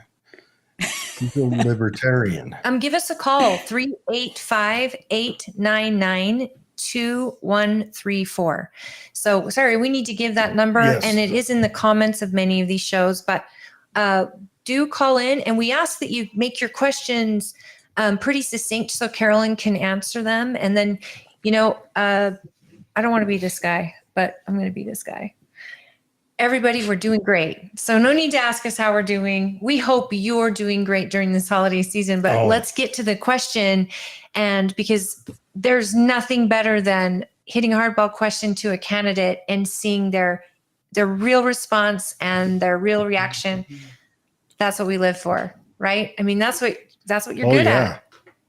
Yeah. Oh yeah. So Yeah, thanks. Okay. Okay. So the great mayor of Grantsville says we had a great celebration in Grantsville for the Constitution last September. And then friend of the show, Tim, says liberal white women be crazy. And all of the tests that come out, it shows that He's probably really serious. the only thing that gets Democrats any wins right now is liberal women. If they took, I'm just saying, if there wasn't a 19th Amendment, it'd be a different map out there. I was going to ask you when we talked about the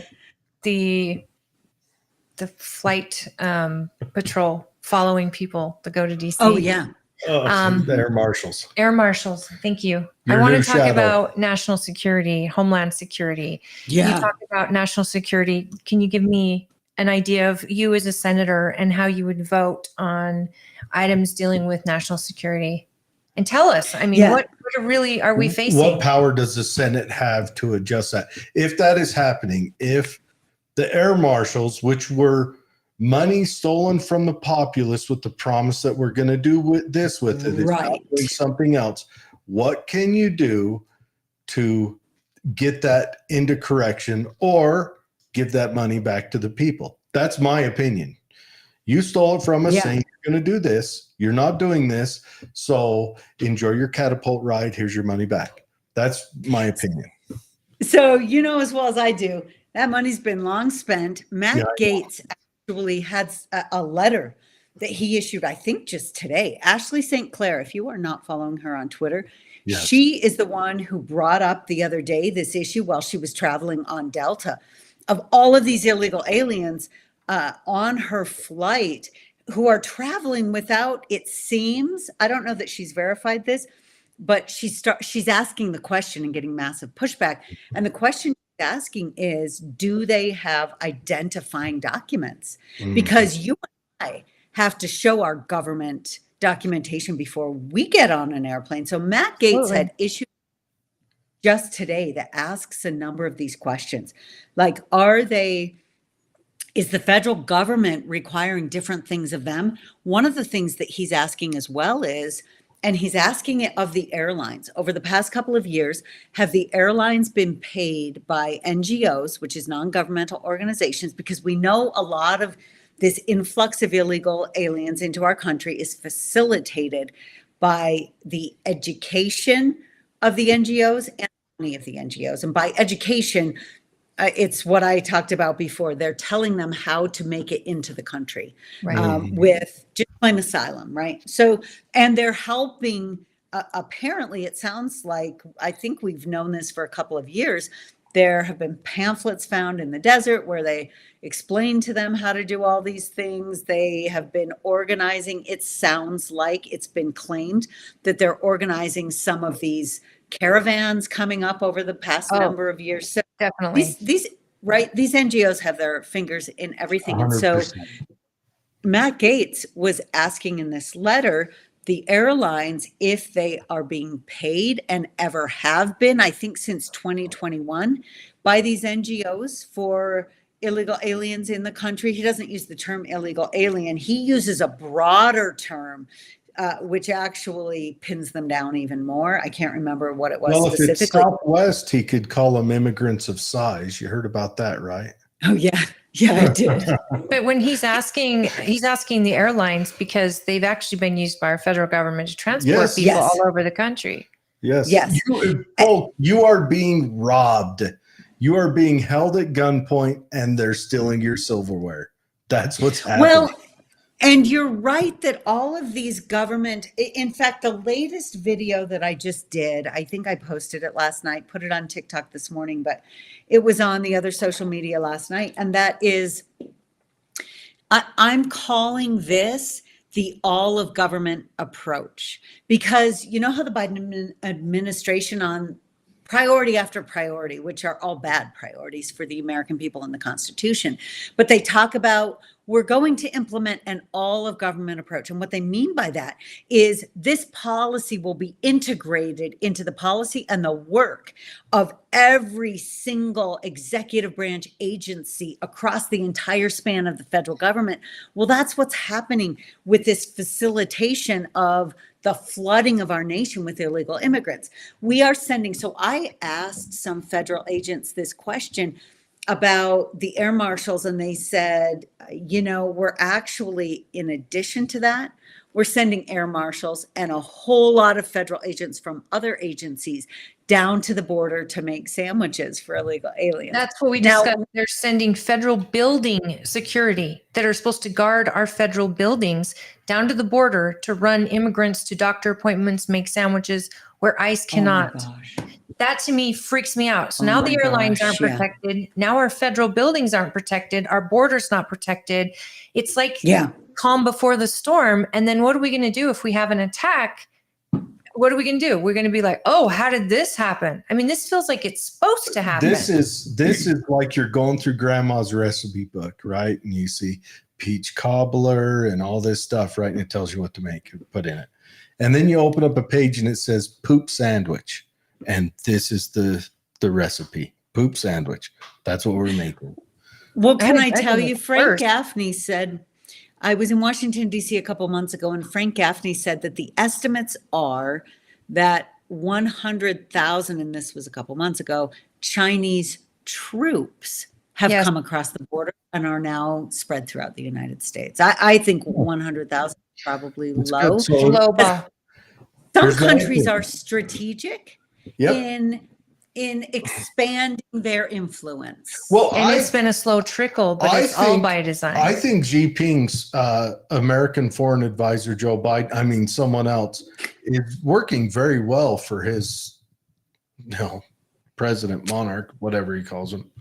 Well, how Yeah. about would you be willing to audit every single federal agency as a senator, request an audit, not only that, but potentially dissolve some of these agencies and get rid of them altogether? And if so, which agencies would do you automatically see off the top do not fit with our Constitution and we could do without, or we could change or dissolve into other agencies to save some money and maybe give us some freedom back? Yeah, well, I think the most obvious one that conservatives have been talking about forever, but it is becoming increasingly clear it has to be done, and that is the Department of Education. Amen. Right? That has to be gone. There are Easy. This is a family-friendly show. We don't need pornography on No. here today. Amen. We need to get rid of it. Seriously, the Like- Department of Education, that is okay. The Federal Reserve is the single most destructive thing to a free people, but the Department of Education is definitely a hot 2 or 3. Yeah, Yeah, no, there are a whole lot of agencies that never should have been formed and need to go. And I think that would take a lot of time, but it would be time well spent to sit down and work through what needs to be done. Here's the thing though. We have to, so my understanding is, and I've been told this by sitting senators, that there is a growing conservative coalition within the United States Senate that has been growing over the past decade and a half, that is getting close to having the influence that it needs to start to make real change for this country. Well, and this I think younger generation is said to be more conservative in ways we would recognize, but they still have some progressive leanings that we would also. Yeah, but we need that. That but means we one or do. two conservative senators could really It'd be set us fantastic. off. It could set us over. That, but would you? But mind- the people, can I just say, the people have to start demanding more. Amen. Because 100%. I've worked in the Salt Lake County GOP. I am the chair of the federal. There is one of those. Hold on, tell me about this mythical creature you speak of. Salt Lake County. Okay, What is now. that? So No. All seven let of me say them. this. Let me say this. And this is Utah Citizens for the Constitution, one of our number one priorities. And at Freedom Front, it was one of our number one priorities there as well. And that is reestablishing the principle of federalism. And I'll tell you this too, when I say the word federalism to most, even people who care about politics but aren't super active, they think that means that the federal government has more power. It They is don't exactly understand. the opposite. It is. Again, back to the system. Department of Education. Yes. Yeah, we should read the Federalist Papers. Yeah. We And- got to tear the Department of Education has failed in everything. We're going to teach you math. Our kids can't do math. We're going to teach you to read. Yep. What is it? What was it? We're getting got out of Baltimore schools. has zero reading. Yes. None. Yes. Not they. Baltimore isn't passing anything on reading. Imagine we're just killing those kids' future. Why aren't That's blue right. states more excited about getting rid of the federal government? Because this is the thing, like even they want to teach kids their own thing. I'm surprised this is getting any conflict between the states, because we want to teach our kids what we want to teach them, which is math, science, reading. Let's give them a fair shot at the future. But I'm surprised there's so much pushback and why they want to keep this huge money Yeah, pit. but Holly, when you control that federal department, you want it to stay. Oh, sure. Well, it's not just that, but if you live in a big city, you have more positive contact with the government. When you live out in the country, anytime you come in contact with the government, you're in trouble or they're stealing money from you. Yeah. that's Where in true. the city, they're giving you a bus ride, they're giving you free food, they're giving you stuff. They don't give you stuff out here in the country, which is why it's split urban rural, and which is why that's where the battle lines are drawn. But we have a lot of comments. We got a half hour left, and I want to finish off talking about Trump. So I'm wondering, would you be okay if we push through these comments real quick? Yeah. Okay. I want to put a comment in there about the statue they were proposing to put in Draper, because I know you're from Draper. That Oh, can I 300 just say that thing is so ugly? And who's paying it? I haven't looked into this deeply, sorry, but who's I have paying to the know. 300 million? I don't Where's that know. coming from? And it was denied in private. California. California didn't want it, and so they're going to put it in Utah. And I'm like, California said they're we going to don't. put it in Draper. Have you seen Draper lately? It is gotten so beautiful and so big, and you got all those mountain, and you're going to put that as their view. I had to ask someone from Draper who understands this, so I appreciate your Yes. response to that, because it's just an eyesore, and I don't know. I would love to, Jared, get Yes. to your question. Yeah. Okay. Some comments. Okay. So, Facebook user Tim says, I'm going back to college as a woman to play softball. I love softball. Tim's like a 45-year-old man. I love it. Yeah, Tim is seriously, this is where we're at. This is the world we live in, folks. Yeah. This is the Yeah. world we live in. Too many politicians. This is another Facebook user. Too many politicians spending too much money. We are being taxed to death. Correct. Voter ID, same day, in-person voting. If I'm correct, that comes from Mayor Critchlow. No ranked choice voting in the caucus.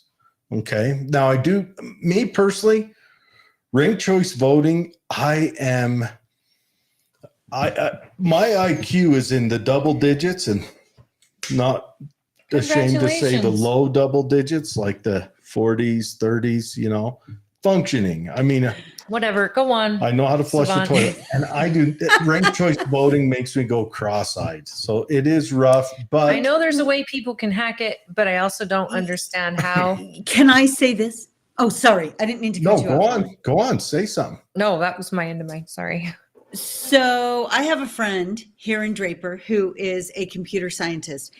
I was able to help him get the data from Utah County on their municipal races for ranked choice voting from 2020. He did an analysis along with a man named Warren Smith, who is an expert on voting, like different types of voting systems. Is Warren or Smith whatever. the guy from Arizona? I don't know where he's from. I've Okay, just come cool. across his name a few times. He's a professor. And let's just say there are massive anomalies that happen with ranked choice voting. And I'm going to make a note because I will send you a link to his Substack where he's written, and he dumbs these things down for regular people like us because. Perfect. We'll bring him on Oh gosh, you Would he need come to. on? in a heartbeat. Oh, absolutely. Do you know he took his time? This is a guy who so I served my mission in Czechoslovakia when it was Czechoslovakia. He Oh, really? was actually raised in the Czech Republic. Oh man. Yes. So you guys have that in Under- common. Uh-huh. So And were you then in Czechoslovakia before 92 or after 92? Oh my gosh, she I just was got there back. in 90. She's a baby. No, 90, we're not using dates, remember? 91. I can So tell. you were It there. was- So you were there behind the curtain. No, it was the wall we were the The first wall went down sisters in to go to 89. that country. Yep. Okay. And So there maybe were, one. when we I'll were bet there, that was wild. it was so fascinating. I bet And I'll they're tell just- you, secured your I'll freedom. give you love. a funny, oh, absolutely. I'll give you a funny little aside because when I was in the MTC, for those people who have not served missions or are not members of our church, when you go of my church, the Church of Jesus Christ of Latter-day Saints, when you go to the MTC, your teachers are generally either sometimes you'll have native speakers, or they will be people who've returned from missions, right? You're learning the language. If it's English speaking, you're not learning the language, but there's a lot of instruction. So was Our your teacher in the 19th Special Forces group on the side? Okay, let her finish. Well, here's what our teachers were. We had 3 teachers. No one had returned from a mission there yet. The Oh. MTC barber, who had learned some Czech in the army. Yep. Yep. 19th Oh. Special Forces group. And then a woman who had a PhD in Czechoslovakia and funny thing, she was a member of the church. She had joined the church through yoga Oh, because under communism, you had to be really careful about how Right. you approach things and talk to people. So there was this guy who was this big, super popular over in what's now Slovakia. He Like was a a guru? yoga instructor. Yes, like a guru. And so he would teach yoga and get a feel for people's kind of spiritual positioning and then approach some of them. And then he'd That's slide the brilliant. Book of Mormon at him. Yes. And so she had joined the church. She was a PhD and came here. And, a foreign education doesn't mean the same when you come to the US. Anyway, No. so she was a teacher, but she has this wonderful life now back east. And then our other teacher was a woman who was not a member of the church who had escaped the country under communism with her family. Mm. It was this fascinating, eclectic awesome. mix. Were of your people. parents just terrified to send you off there? I don't know. Like in Probably. my family, and this kind of a parent, we're just kind of like, hey, go for it. Like that sounds fun. Like I don't think never said terrified to a communist I mean, and you're some of the first. That's incredible. That's an incredible story. We're going to see Yeah. some interesting stuff out of Eastern Europe in the next 20 years, I think. They are playing with new ideas on free market capitalism. I think we're going to see some interesting stuff. Where they can actually show the world that it can work. Well, I mean, it's been shown. Every time it's tried, it's been Right. successful. I mean, It anytime. doesn't get corrupted. Anytime you try it, it's successful. And then governments come in and pilfer off that success and ruin it. Every time. It happened in the Dutch. It happened to England. Anywhere they try it, it's happened here or happening. Can here. I make a point? Please. So you guys said something earlier, and it triggered this thought in my mind, and then we started talking about something else. But when tearing down our system of government, our economic system, everything, right? We have this intersectionality that destroys everything. It doesn't tell you what it wants to build, but it destroys everything. And one of the most effective ways it does that is to tear down the people, right? Tear down our founders, say that they were misogynist slave owners, whatever. Okay, so there's a book that I'm reading. I don't have a lot of time for it these days. I'm actually listening to it, but it's called The Intellectuals. And it is so let me say this one thing before I go to that. That is that those people who are all about tearing down our system, again, they don't define what they're going to replace it with, but they never ask the question of the people who actually generated the ideas that they cling to. They don't look into their personal lives. No. They don't ask. Oh. Let me tell you, this book is unbelievably fascinating. Does For it tell you all about of Karl the- Marx and his Yes. shady Yes. stuff? How he's a dirty, slimy bugger who spent all his parents' money, then spent all his wife's parents' money, then knocked up the housekeeper, then threw them out of the house. His son was raised on the streets in poverty. Yes. He mooched off Yes. at Angles. He was a slimy dirtbag. He was the One most after disgusting, another. the most disgusting human being ever. And the Calm only down. person these morons put higher than him is a guy whose nickname was Stinky, who was a butcher. His name is Che Guevara, and they put that dirty, slimy scumbag on t-shirts. So here's the thing. If I'm not going to worry. The first hurdle I have to get over with somebody if I'm going to support them is what is their philosophy, right? What are their philosophical morals? And that has to come from the Constitution in this nation. So if you're there with that, then maybe I'll ask some questions about your morality, but in your personal life. But the fact of, and you may not be a perfect person because none of us is a perfect person. But the fact that somebody asked me, ladies, I was doing an interview the other day, and this was actually in the Southeast. It was Little Rock area. And this woman asked me, she said, how do we get morality back to the White House? And I said, the way we get morality back to the White House is by being a moral people. And that starts with us as individuals. It starts in our home. It starts in our communities. And then we can ask that. So we have right now, people on the left want to point to all of the immorality, or sometimes it's perceived, sometimes it may be true, of Donald Trump or whoever the right supports. But just like with this tearing down of our system, they never are willing to acknowledge the same immorality on their own side. The fact of the matter is we have an immoral society. So I've got to get over that first hurdle. What guides your policy decisions? And then we can go further. And if you are not a constitutionalist, I'm never even going to ask the question about your personal life. That only comes after. The one for me is a constitutionalist. That's one of my first questions when I'm looking at a candidate. The other is, do you believe in that every soul is important and the right to life, and that our babies need to be protected? The fact that a whole entire party can't stand up and say, look, we know it's not broccoli in there. We know it's not a clump of cells. If you let it go and grow, it does become a baby.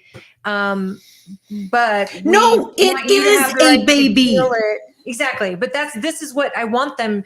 They can't even get in lockstep to just say, look, Yeah. we know it's a baby. And we still think you should be able to kill it at 9 months. Look, Yeah. I am unreligious. I'm not anti-religion. I love religion, but I am unreligious.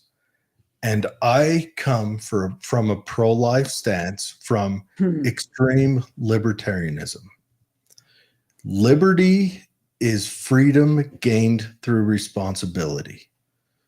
And if you are going to engage in activities that require the death of something at the end, you are not being responsible. Just the end of discussion. Okay, more comments. But I know these. you are a pro-life candidate. Yeah. And Yeah. you've been unapologetic about that as well. All right, Tim, our poor suffering New York Tim, I hope you can buy firearms up there. Anyways, based Mike Lee, he says, I'm 3 beers in. What's the number? He didn't call in yet, but it would have been good. I would have had to calm down his language, I'm sure. Okay, he also says, I do not like the two-party system having the final say in who we can vote for. There should be at least 3 to 5 equal parties. We do know that George Washington warned against a party system at all. And I believe in a lot of ways he's right. I think that the parties has captured our electoral process, and this is Republicans also, and held us hostage from having certain movements happening. But in a lot of ways, in some certain circumstances, those parties have been a tempering force that has held us back from doing crazy stuff. Remember, progressivism was born in the Republican Party. But when the United States populace decides they're done with 2 parties and start getting behind third-party candidates and rallying and creating a need, you saw it in the Tea Party movement. Yeah. You saw people just totally rally behind certain candidates, and they called it the Tea Party. And yes, remember, it was an arm of the Republicans, but the American Taliban, I believe, is what they were called on network TV. And also, you had that Occupy Wall Street, which was a nonpartisan movement in the beginning. And I believe that the corporate heads, the big bankers, I believe they sent people down there to cause, because that is the same year the birth of this, racist cops and all that was born. If you look into that, I believe that got us. And so what I'm getting at is, if people wanted a third party or wanted it enough, we could change that. Yeah, we could change it. It's not going to be easy, but it takes a lot of people. Well, what is going to happen? Because remember, the Republican Party was a third party. It's going to take when both sides are failing to the point of one side supports slavery and the other one is ineffectual in every way for a third party to rise. All right, back to the comments. Some crazy person said caucus night is March 5th. So everyone remember that, March 5th. That was me. I said that. Yeah, crazy person. Anyway.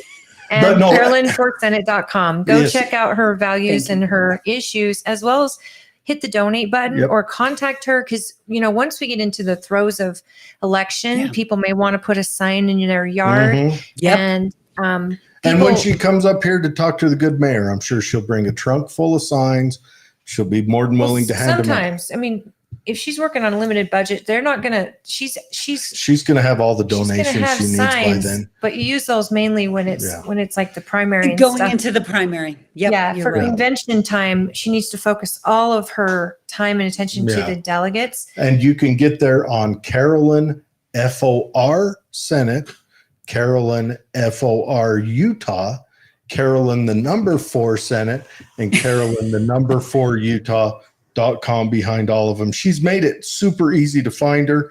You can look up Carolyn Phippen. That's PHIPPEN, right? Yes. Yeah. E-N. And I also go to the Tooele County Republican Party page, because we share anything that's going on that we get from Carolyn's people, where she's going to be. We're going to let you know where your caucus location is. We're also going to make sure that if we are having a meet the candidate night, we're inviting you. I make it public. It's an event. We want you there. And if you have questions for Carolyn, that we can get you in touch with her people.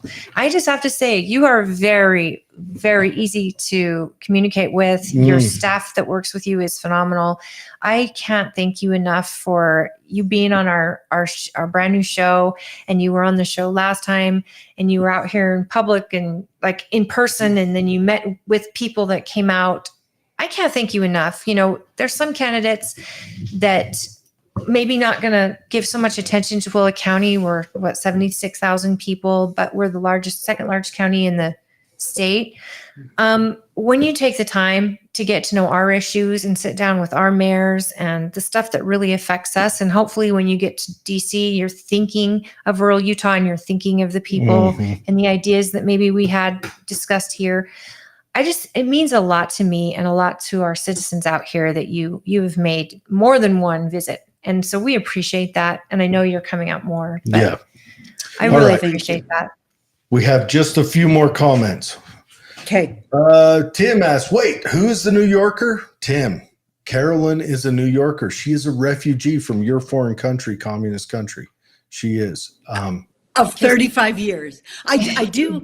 35 years ago, she escaped. It was under fire. Your She friend escaped. Tim is on hold right now. Tim is on hold. All right. Okay, Dave, I sent Dave the link, but Dave is flying here to Utah tonight to collect his stuff. He says, don't forget Bitcoin. Also, Tim, just before you ask, Carolyn already covered a January 6th being an insurrection. Yeah. She thinks they changed the definition of the Yeah, word it was in the order worst to day ever. weaponize it against It was right up the there. party and the election. So if Tim, is Tim on hold right now? Is Tim on hold right now? And while you guys figure that I'm out, not let me say seeing Tim on hold right now. Okay. because please go on. everybody should go on to my you can go on to TikTok, to my Instagram. Yes. Carolyn Senate is my Instagram. I have a video from a couple days ago talking about Trump in Colorado and the fact that he was taken off the ballot over insurrection, which is a federal crime. This was a state court. Most of the evidence that they had was taken from the January 6th committee, where Shouldn't he have been zero tried? due process, right? Yeah, shouldn't he have been tried before they can do that? No, but let's get into that after we. Yeah. We don't have time. We have 10 minutes. I know we This got to get story into needs these to happen. comments. You want to talk to Tim? Tim's on the line. Oh, Tim's on. Let's bring Tim on. Here you go. Tim, you're on. All right, I'm here, guys. Hi, Tim. Hey, Tim. Tim, how's it going, man? You're on with Carolyn. It's going well. How are you, Carolyn? Doing great. I am. Well, I'm glad that you left New York. I'm struggling with my children are at the age where I'm about ready to flee the state, but also like you make commitments. I'm here. I have a good job, but I like what you're saying. I like conservatives. I like real conservatives, but I get concerned with this notion that there's a right way other than freedom, and even it gets to where we get into the Constitution. Hasn't the Constitution failed to restrict the scope of government? Hasn't it not done what it was promised to do? And how do we fix that, Carolyn? I'm passionate about stuff. I've had a few beers. I'm really curious here. I want to hear your take on this stuff. Yeah. No, I would say, just like the way I responded to that question of how do we bring morality back to the White House, I would say the same thing about the Constitution. The Constitution is only a piece of paper if we refuse as a people to demand that our government is restrained by it. We have Congress, and this has happened at the state level too. States have given up their rights for decades to the federal government for a couple bucks because we, the people, have not asked the relevant questions, pushed back, and demanded that appropriate line of federalism exist.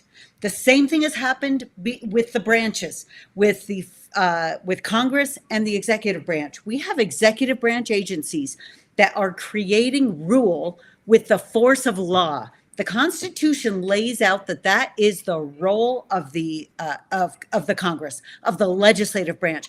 We as a people sit back, live our prosperous lives, and just go, we elected someone to take care of that. We never even ask the question of the people we elect. That's on us. The Constitution can only do what it does if we require it of the people we elect. So it hasn't failed. We have failed, and we need to establish that. So guillotine. I mean, no. Here, right? No. What's that? Repeat that again, Tim. I have an uncomfortable follow-up here, okay? So one of the issues that I face, right, like I'm a libertarian, like Jared, like David, the scope of government hasn't been limited. So when I look at the GOP and I see that the face of the GOP is Mitt Romney and Mitch McConnell and that eye patch McCain from Texas, okay? Like, how do you guys get away from those jokers and clowns? Like, I see Rand Paul and I see Thomas Massey, and I'm passionate about those guys. Those guys understand liberty. They understand freedom. They understand individual rights. And that's huge for me. And so as a New Yorker, I'm like totally like a quashed minority, right? But I look for people that understand the reality. Like, okay, these guys are close to being right about everything. So how do we fix that? How does the GOP get rid of these Mitch McConnells, these Mitt Romneys? Do they? Can they? And isn't it really all about money? Oh, we are where we are because of money. But again, that's a failure of the people. I'll give you an example. So one of the things that we are doing and again, Jen Brown is the one who, this is her idea with Utah Citizens for the Constitution. One of I would say our very most basic, fundamental, important, and overarching endeavor that organization is doing is creating in every legislative district across the state these federalism impact councils, okay? And Jen holds a call every single month. It's the first Monday of the month at 9:00. Anyone can get on, follow them on Telegram, Utah Citizens for the Constitution. You'll get the information. And she talks about, and Ken Ivory talks a lot about this, if you take 5 minutes a week, a regular citizen, and you make a phone call to your elected official, and the fact of the matter is you need to be building a relationship with those people, go to their town halls, have conversations, build a positive relationship, give them positive feedback, but hold their feet to the fire on the important issue of federalism. And in the call that Jen does each week or each month, she gives talking points and ideas and updates you on things that are going on where there's a massive violation of federalism that's occurring. If we as citizens are not asking these important questions of the people we elect, and it starts at a local level because that's where you will be most listened to and responded to, and it works its way up. If we are not asking the relevant questions, we will get more of what we have. We have to start asking the questions, and we have to start electing people who understand and honor the constraints laid out in our Constitution. And I don't mean people who just parrot the talking points. I tell people all the time, for instance, in this Senate race, every one of us will say the same things. It is your job as the voter to ask the right questions, because there's only one of us who knows how to answer the questions appropriately and has a long history of proof. So I would say that's the voter's job. Do you remember when Obamacare was passed and Nancy Pelosi was asked, is it constitutional? Her response was something like, are you kidding me? Well, the citizens are not asking the question. Her response was gibberish, right? Okay. So you have to read the bill after you vote for the bill. We have to let vote me say for it so this. you can see what is in it. I want to to the fire here for a second, Okay. if you don't mind. How does the GOP get rid of Mitch McConnell and his millions and millions of dollars? This guy is a menace. How does the GOP get rid of Dan Crenshaw? We re-elect 92% of the people that get elected to office. How do we fix that? Because if I'm going to come up with an answer for that, you can win. You see what No, I'm saying? I'm going to disagree with you a bit. Yeah. You are expecting the party to do it. The power is not with the party, it's with the people. The people. And until the people demand change, it doesn't occur. You are correct that money is driving the process right now, but we as a people, and I'll tell you, a lot of Republicans and libertarians are very frustrated and want this problem fixed overnight. This Yes. is a process that will require education of our neighbors and our friends, and going back to what I said at the beginning, welcoming with open arms those who are just figuring out what's going on, and not pointing and wagging our finger at them, because we need to enlarge the group that's fighting this battle. That's how you talk about a third party. I don't know if that's the answer, but if it is, the only way you get there is by welcoming everybody who believes in these same very basic principles of the Constitution. We have for too long, let me say this, we have expected, the reason we're in this situation is because our minds have been over time taught to look to a large entity called the federal government to solve all problems. And you're asking a question within that same context. And that is, how does the party fix this? It does not. It is the people. Good point. And the people. The libertarians can't be the answer because they don't even welcome each other. Well, and they don't organize enough. But here's the thing, and from a party perspective, I've asked this to other candidates too. I call out Joe Biden's gaffes all the time. I want to call out Mitch McConnell. He has no business being there.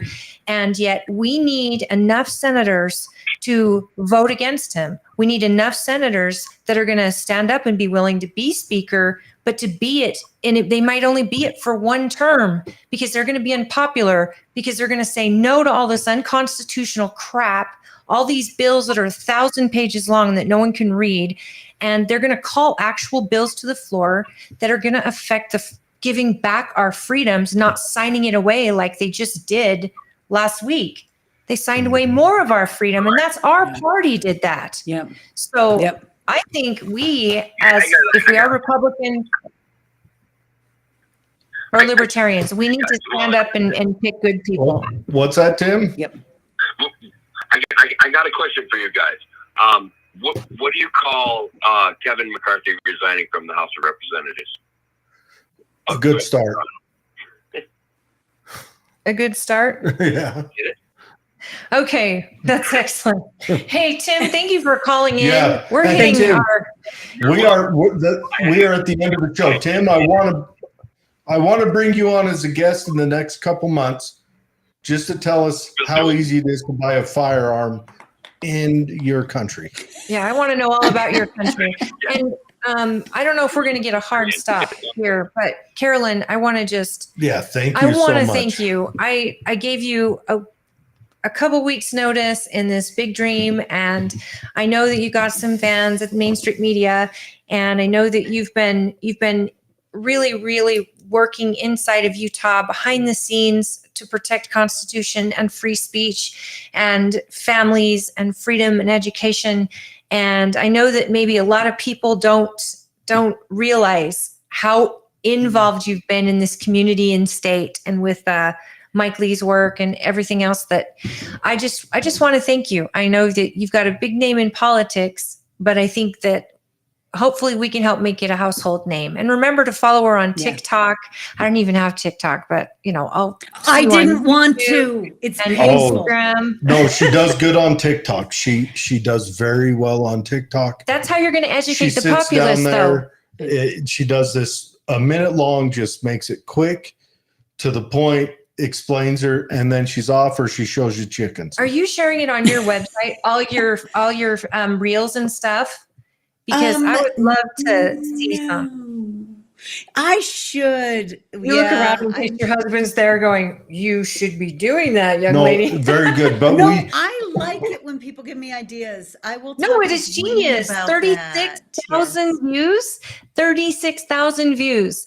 That's insane. She got 36,000 views, son. That's a big deal. In like 2 days. My kid always is watching the views on people. And if you're able to get to kids and talk to them about something as simple as the Constitution in 1 minute or about Donald Trump and this issue, you're right. you are yes. only using the beauty of what social media is actually can be used for in a positive way. That's why I don't want, we do have to let you go. But my consternation with the Republicans right now is how they want to shut down TikTok. I think that's limiting free speech. Yes, people who like Palestine are on there, whatever, but your feed is curated to who you are. I don't see any pro-Palestine stuff on mine. I see mostly pets and things like that. You know, you and the political things that come across, you and Nick Freitas and things like that, you know. I think you talk to the population, especially the youth. Yes. And my job is to help get the vote out. And my job is to help get the word out about you and all the candidates running for the seat, because I would love for people to get to know who they're voting for, not just voting because there's an R, but actually helping us choose the perfect candidate to represent that R. So I appreciate you coming on. I would love to have you on again, because there's 10 issues I didn't even get to bring up with you. Yeah, try avoiding it, Carolyn, because we'll start hounding you here again real soon. Everyone, it's Carolyn Phippen. Remember, Thanks, guys. Carolyn for Senate, Carolyn for Utah. You can use 4, the number 4, or you can go just right down into the show notes. It'll be right in there. I'll just have like a link. You click and on it. Please go donate if you can, or offer your time. And I would love volunteers. Thank you. Yeah, everyone, check her out. You know, this is the way you do it. You get to know who you're voting for. Remember, check us out on Main Street Media Utah or kmmu.org. You can find it on all the Political Head Trauma on the socials. We're going to have to get with Dwayne and have a website made, because apparently that's the thing you got to do nowadays. And believe me, I am not smart enough to do that. But Carolyn, thank you. You've been very gracious with your time. As last time you were here, we kept you longer too. So Thank you. You're very easy to talk to, and you're so smart, a good conversationalist, and you're in a good head place. I would be proud to send you back to DC. Everyone, this has been Carolyn. I appreciate it. Thank you, friend. We will be in touch. Oh, Lincoln Day dinner we've got for February 24th. I'll reach out to your people. Okay. But that is when our tentative date is, with a reception starting at 6 p.m. So if for anyone wants to go to the Lincoln Day dinner, pay attention to our website, because that's an opportunity to meet Carolyn in person and hopefully get to know a little bit more about her if we can get her there. Usually you've got 29 other Lincoln Day dinners to attend. Yes. And they have good food there. So the Lincoln Day dinner's a good event. I went last year. Loved it. All right, Carolyn, thanks again so much. You have a wonderful night. Merry Christmas, Carolyn. Thanks, you too. Yes, Merry Christmas. Thank you. Bye-bye. Oh, okay. One more question came in from our call screener. It's the Tooele County Republican Party, and that's through Facebook. We don't have an actual website, and we have 2 groups, the Tooele County Republican Party, both groups, one's private, one's public. If you want to join the private group, you need to answer the questions. Yep. But that's where we're going to share all of our candidate information, and we set up events every time we have an event with a candidate, and hopefully we're going to do more interviews and do some we're going to do some remote events too. So if we find out that there's going to be a candidate debate, we may go to that debate and attend, so that you don't have to. Unless you want to, then we always encourage people to go out to the debates. Yep. And we've got I wanted to talk about the Epstein list being ordered by a judge to be released. Do we have to be done? I know on the Main Street Media probably wants us done. Well, and we should probably keep it to 4 hours, because we're civilized people. And also, Trump getting kicked out of Colorado, which I don't see how that's even legal. Honey. How? Excuse or not me. Honey. Holly. You're related to me. Holly. Legal and illegal doesn't He says we matter. can talk as long as we want. Okay, we can just keep rolling on. Legal and illegal doesn't matter. Has no bearing on government operations. How do the American people not sue the state of Colorado for denying the people's choice? I don't understand. Didn't this happen to Abraham Lincoln? Yes. Okay, so that's Hey, a good point. If I've it happened to Abraham long Lincoln, said, have you heard me say this before? It'll be the Democrats that slay democracy and the Republicans that take away the Second Amendment. okay, no, I'm I've not said having that it. for years, and that's what's going to happen. Okay, well, what are you doing under there? We should call it because I just Yes. realized I have to pick something up. Well, yes, you before have to pick 7. something up, and you made your son suffer through this whole thing. Hey, I am so proud of this boy. I am proud of him too. He He- suffered through at that age. No, he's here to learn. He's going to learn how He's a to good do kid. all the sharing and things a on the good kid. socials. But I have to tell you, my super kid, he Mhm. goes to Patriot Camp every year. He Uh-huh. makes me so proud. What he knows about the preamble and about the Declaration of Independence, and he's super. He's a fan of history, and I want to That's that constantly Anderson in his blood. encourage that, because I think that some of the most important times are ahead of us, and I'm hopeful that we're raising kids that understand Mhm. that World War II is a prime example. That didn't happen overnight, folks. There were such small little death by 1,000 cuts that became What one year of the did worst Pearl Harbor atrocities. happen? Why are you asking me that? Happened in 41. We didn't enter the war until late 44. I said death by 45. 1,000 cuts. I'm just So, talking about I'm how just these saying, things just happen the over period time. to the build up for it was 3 years. So you think about that. It does. It takes forever. So yeah, we're in a slow burn collapse. Amen. Amen, Tim. You know? I think every single person in this country, he says, I don't like Trump, but this Colorado thing is crazy. It is. It This is. Well, and It's what more if, than crazy. This should cause a revolution in certain spots. what if because this becomes a tool? What if in It 4 is. years this is used against the Democrats, and then you have states using it against each other, and the next thing you know, states are ordering their It's a National tool Guard. now. It's a tool now. They're using this as a tool against him in this, but there's other states lining up ready to do it. And the second they did it, I know Trump's people are already going straight line to the Supreme Court. Yeah. And so the Supreme Court, which I hope Hey, brings sanity to this and rules in Trump's favor, because this is the people's vote. How I'm not dare s- you try I'm to not take a candidate saying off? Civil War until the end of the show. Normally that comes out in the beginning. Well, I just think this is Colorado. Pull your heads out. The Civil War will be televised. This shows me they're afraid of him. Oh, Why on 100%. earth do you need to remove him if you're not afraid of him? I don't care who you support. If your government has to remove a candidate from the polls, from the voting ballot, they're afraid of that candidate. Hey, Dwayne, can you call in? Who was that guy? I gotta get Yeah, going. who was that guy who ran against FDR, the Socialist Party? What was his name? Not Upton Sinclair. Had a weird name, but he was put in jail and ran from jail still. What was his name? P.S. Dwayne, that's absolutely what Jared and I were thinking with my son, and he would be interning. So yeah, that's what we would love you. Let us know how and where for him to go, and he would be in contact with He has to sit and you. listen to me ramble the and whole time. I'll make it maybe- up to him. I'll take him shooting sometime. Yes, definitely. And what we would love to do is have him working on the sharing and the calls and the connections. So that's why I'll he's teach here. him to He's edit. ready to learn. I'll teach him to edit because I'm the worst at that. All right, everyone. Thank you for joining us again. The This guy was an awesome, who ran this was against, an awesome show, you guys. It was absolutely, I love Carolyn Phippen. So yeah, Yeah. she's outstanding.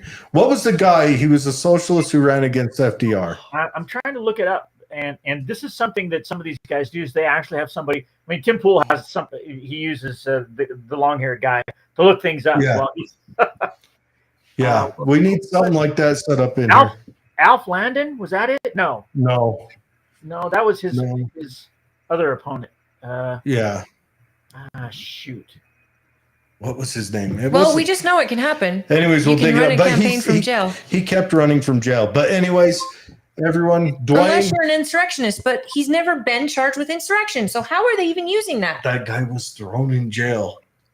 No, I'm talking about Trump. Well, yeah, but They're using it on the basis of insurrection. It's bugging Jared about this guy. yeah, the guys. I don't know why a brain fart on I'm him. still the Lincoln, same. Lincoln put a bunch of people in jail. You know, I mean, they all do it. Lincoln put a bunch of people in jail. Yeah, Well, they're Lincoln trying was to banned do from it. being on ballots too. I'm surprised Lincoln didn't get even. Lincoln put a lot of people That's in for jail. another show because I need to get someplace Okay. before. I it gotta let her closes. go. She's got a husband that Not my husband. It's or It's kids.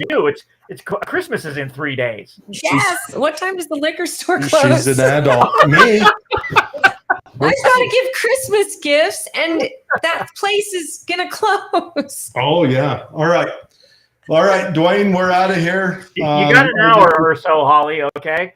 Not out here. I think it closes at 7. Yeah. Yeah. Well, it's All right. 6:15. It's 6:15. So you have Yeah. 45 minutes. Dwayne, thanks for everything, and Yes. let Jared know how we can involve my son in learning the For basics. sure. We're looking for a bunch of people just like your son. I can't. Well, believe I that think we're what all we'll in try there. to do is we'll try to get her son set up right there with a keyboard and that, Well, and he the can sit problem and do with all that the is stuff I if do. he's taking calls, he has to be somewhere where you won't get feedback and echo. Okay, you can't Right. be. We can Can't be in screen a call. calls.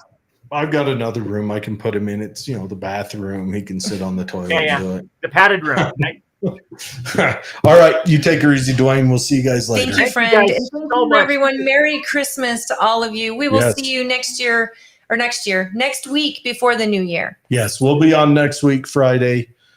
We don't have a guest yet, so We're still we'll be reached able out to sit and to cover Brad the news. Wilson's I'll campaign. get you Phil Lyman. How's that? That'll be good if he's free next We've week. already got an invitation out to Brad Wilson's campaign, but we could split it up and do 2. I don't mind. Yeah, whoever we get, hold out for Brad, and then if we don't, we'll get Phil on. If not, we want Phil on the week after. Okay. All right. And we got to reach out to the Democrats. We got to, Good luck with that. yeah. Yep, we'll see I how shouldn't that be goes. saying All that right. on the air.